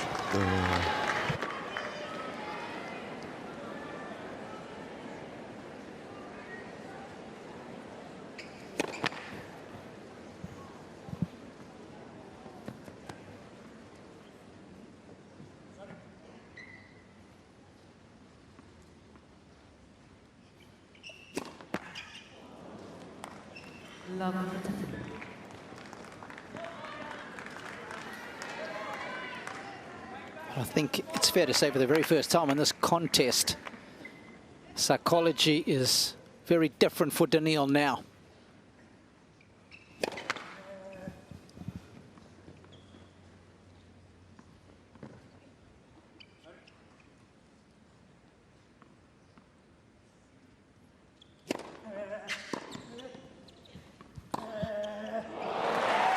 burden of expectation. There's a whole lot more to lose now. He should win from here. How does that play out between the ears?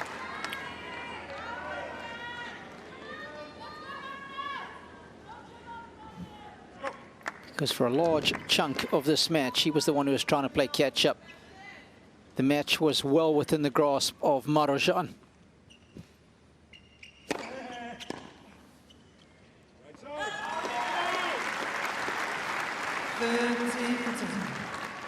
Again, without harbouring the point, but the unreturned serve number for both has swung rapidly in different directions.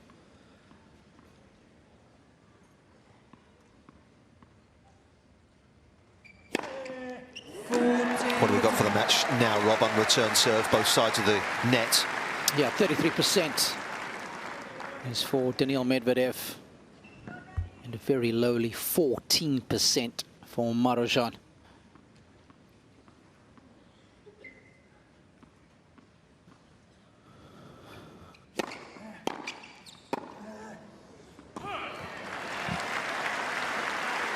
Lots of threes going on right now, and one of these guys would love to win 3 sets. Medvedev looking the most likely.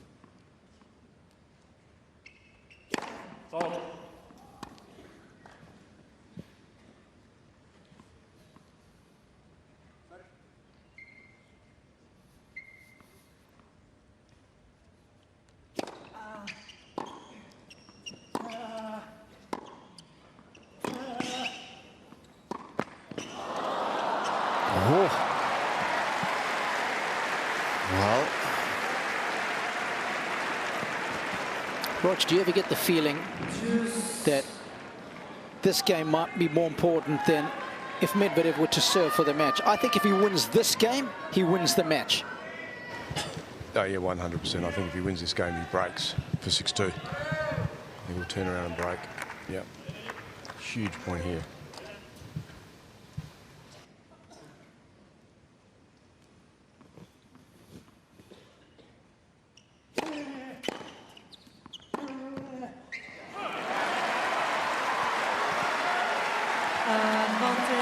Marozsan got the depth, and I think it just slightly surprised Medvedev that the ball was back on him as quickly as it was.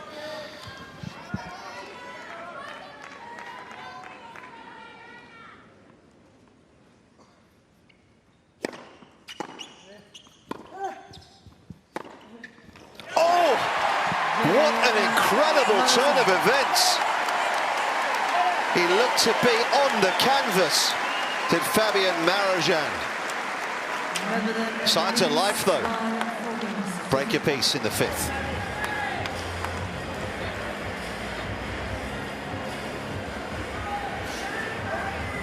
Well, how crucial could that net court for Marozsan be?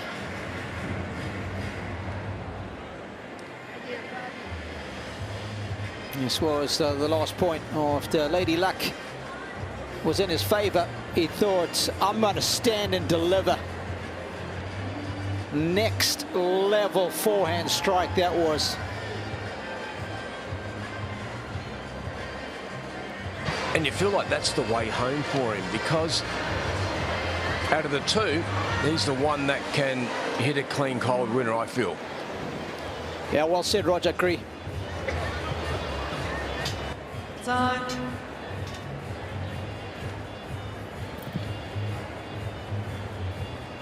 This is what we love about the majors, isn't it? This is what separates the majors from anything else. The ability to go the distance. Who can be the last man standing here? I tell you what, this guy would give now for a quick service hold, but that has not been the case. This 5th set on serve has been hard work. And he's pressing up the heel a bit with the breeze. So he's got a couple of factors.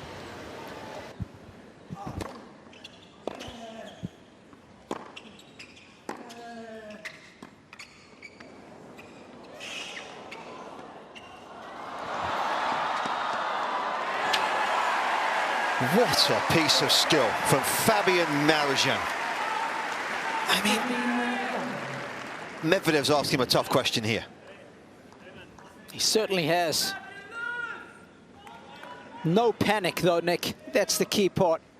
Creativity. Thy name is Fabian.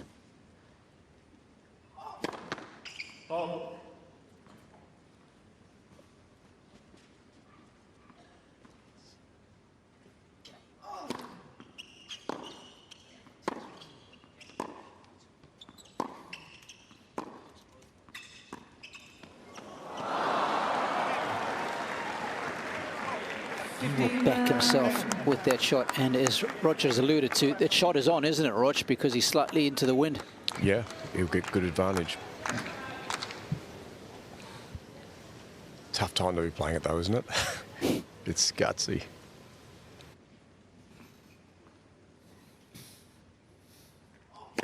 Let's. First one.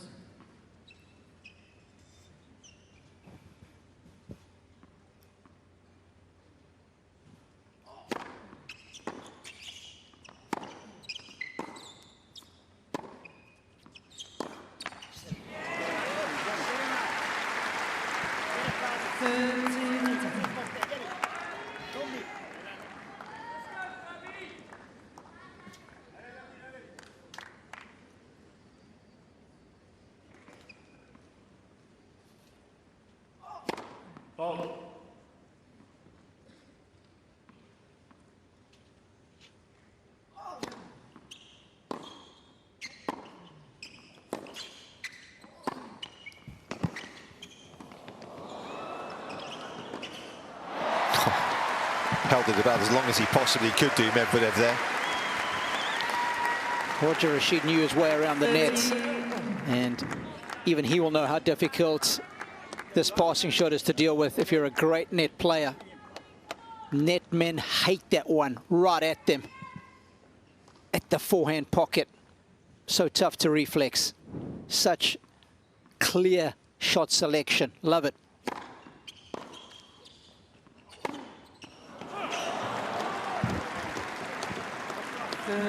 Don't often see Medvedev chip the return back, do you?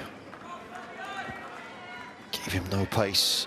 Marozsan's forehand cracked under pressure.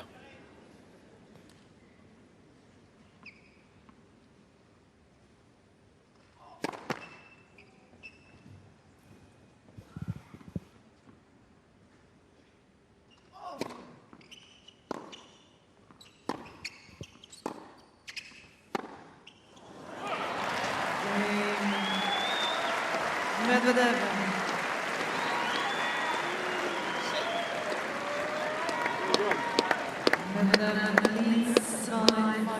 Just wondering if that's a little bit of pickle juice that Medvedev is taking in there. We have seen him cramp a couple of times throughout the course of his career.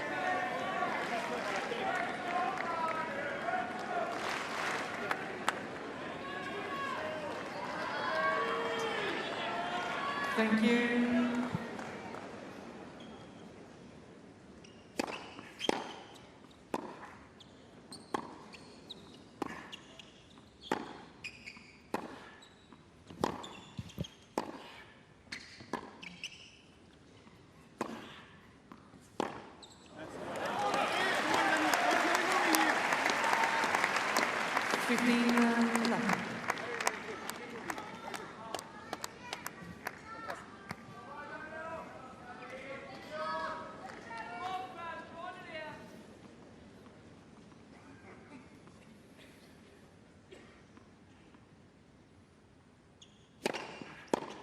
Right side, go, go. 30,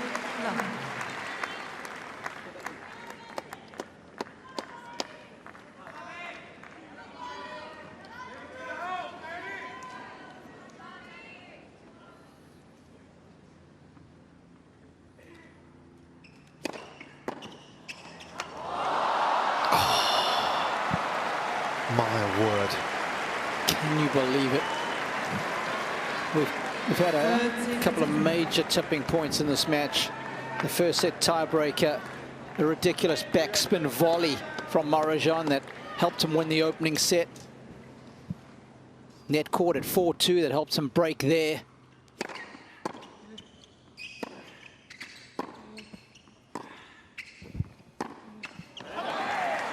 anguished expression. He was up 2 sets, he was up a break. He looked on course for victory. Is he going to be denied?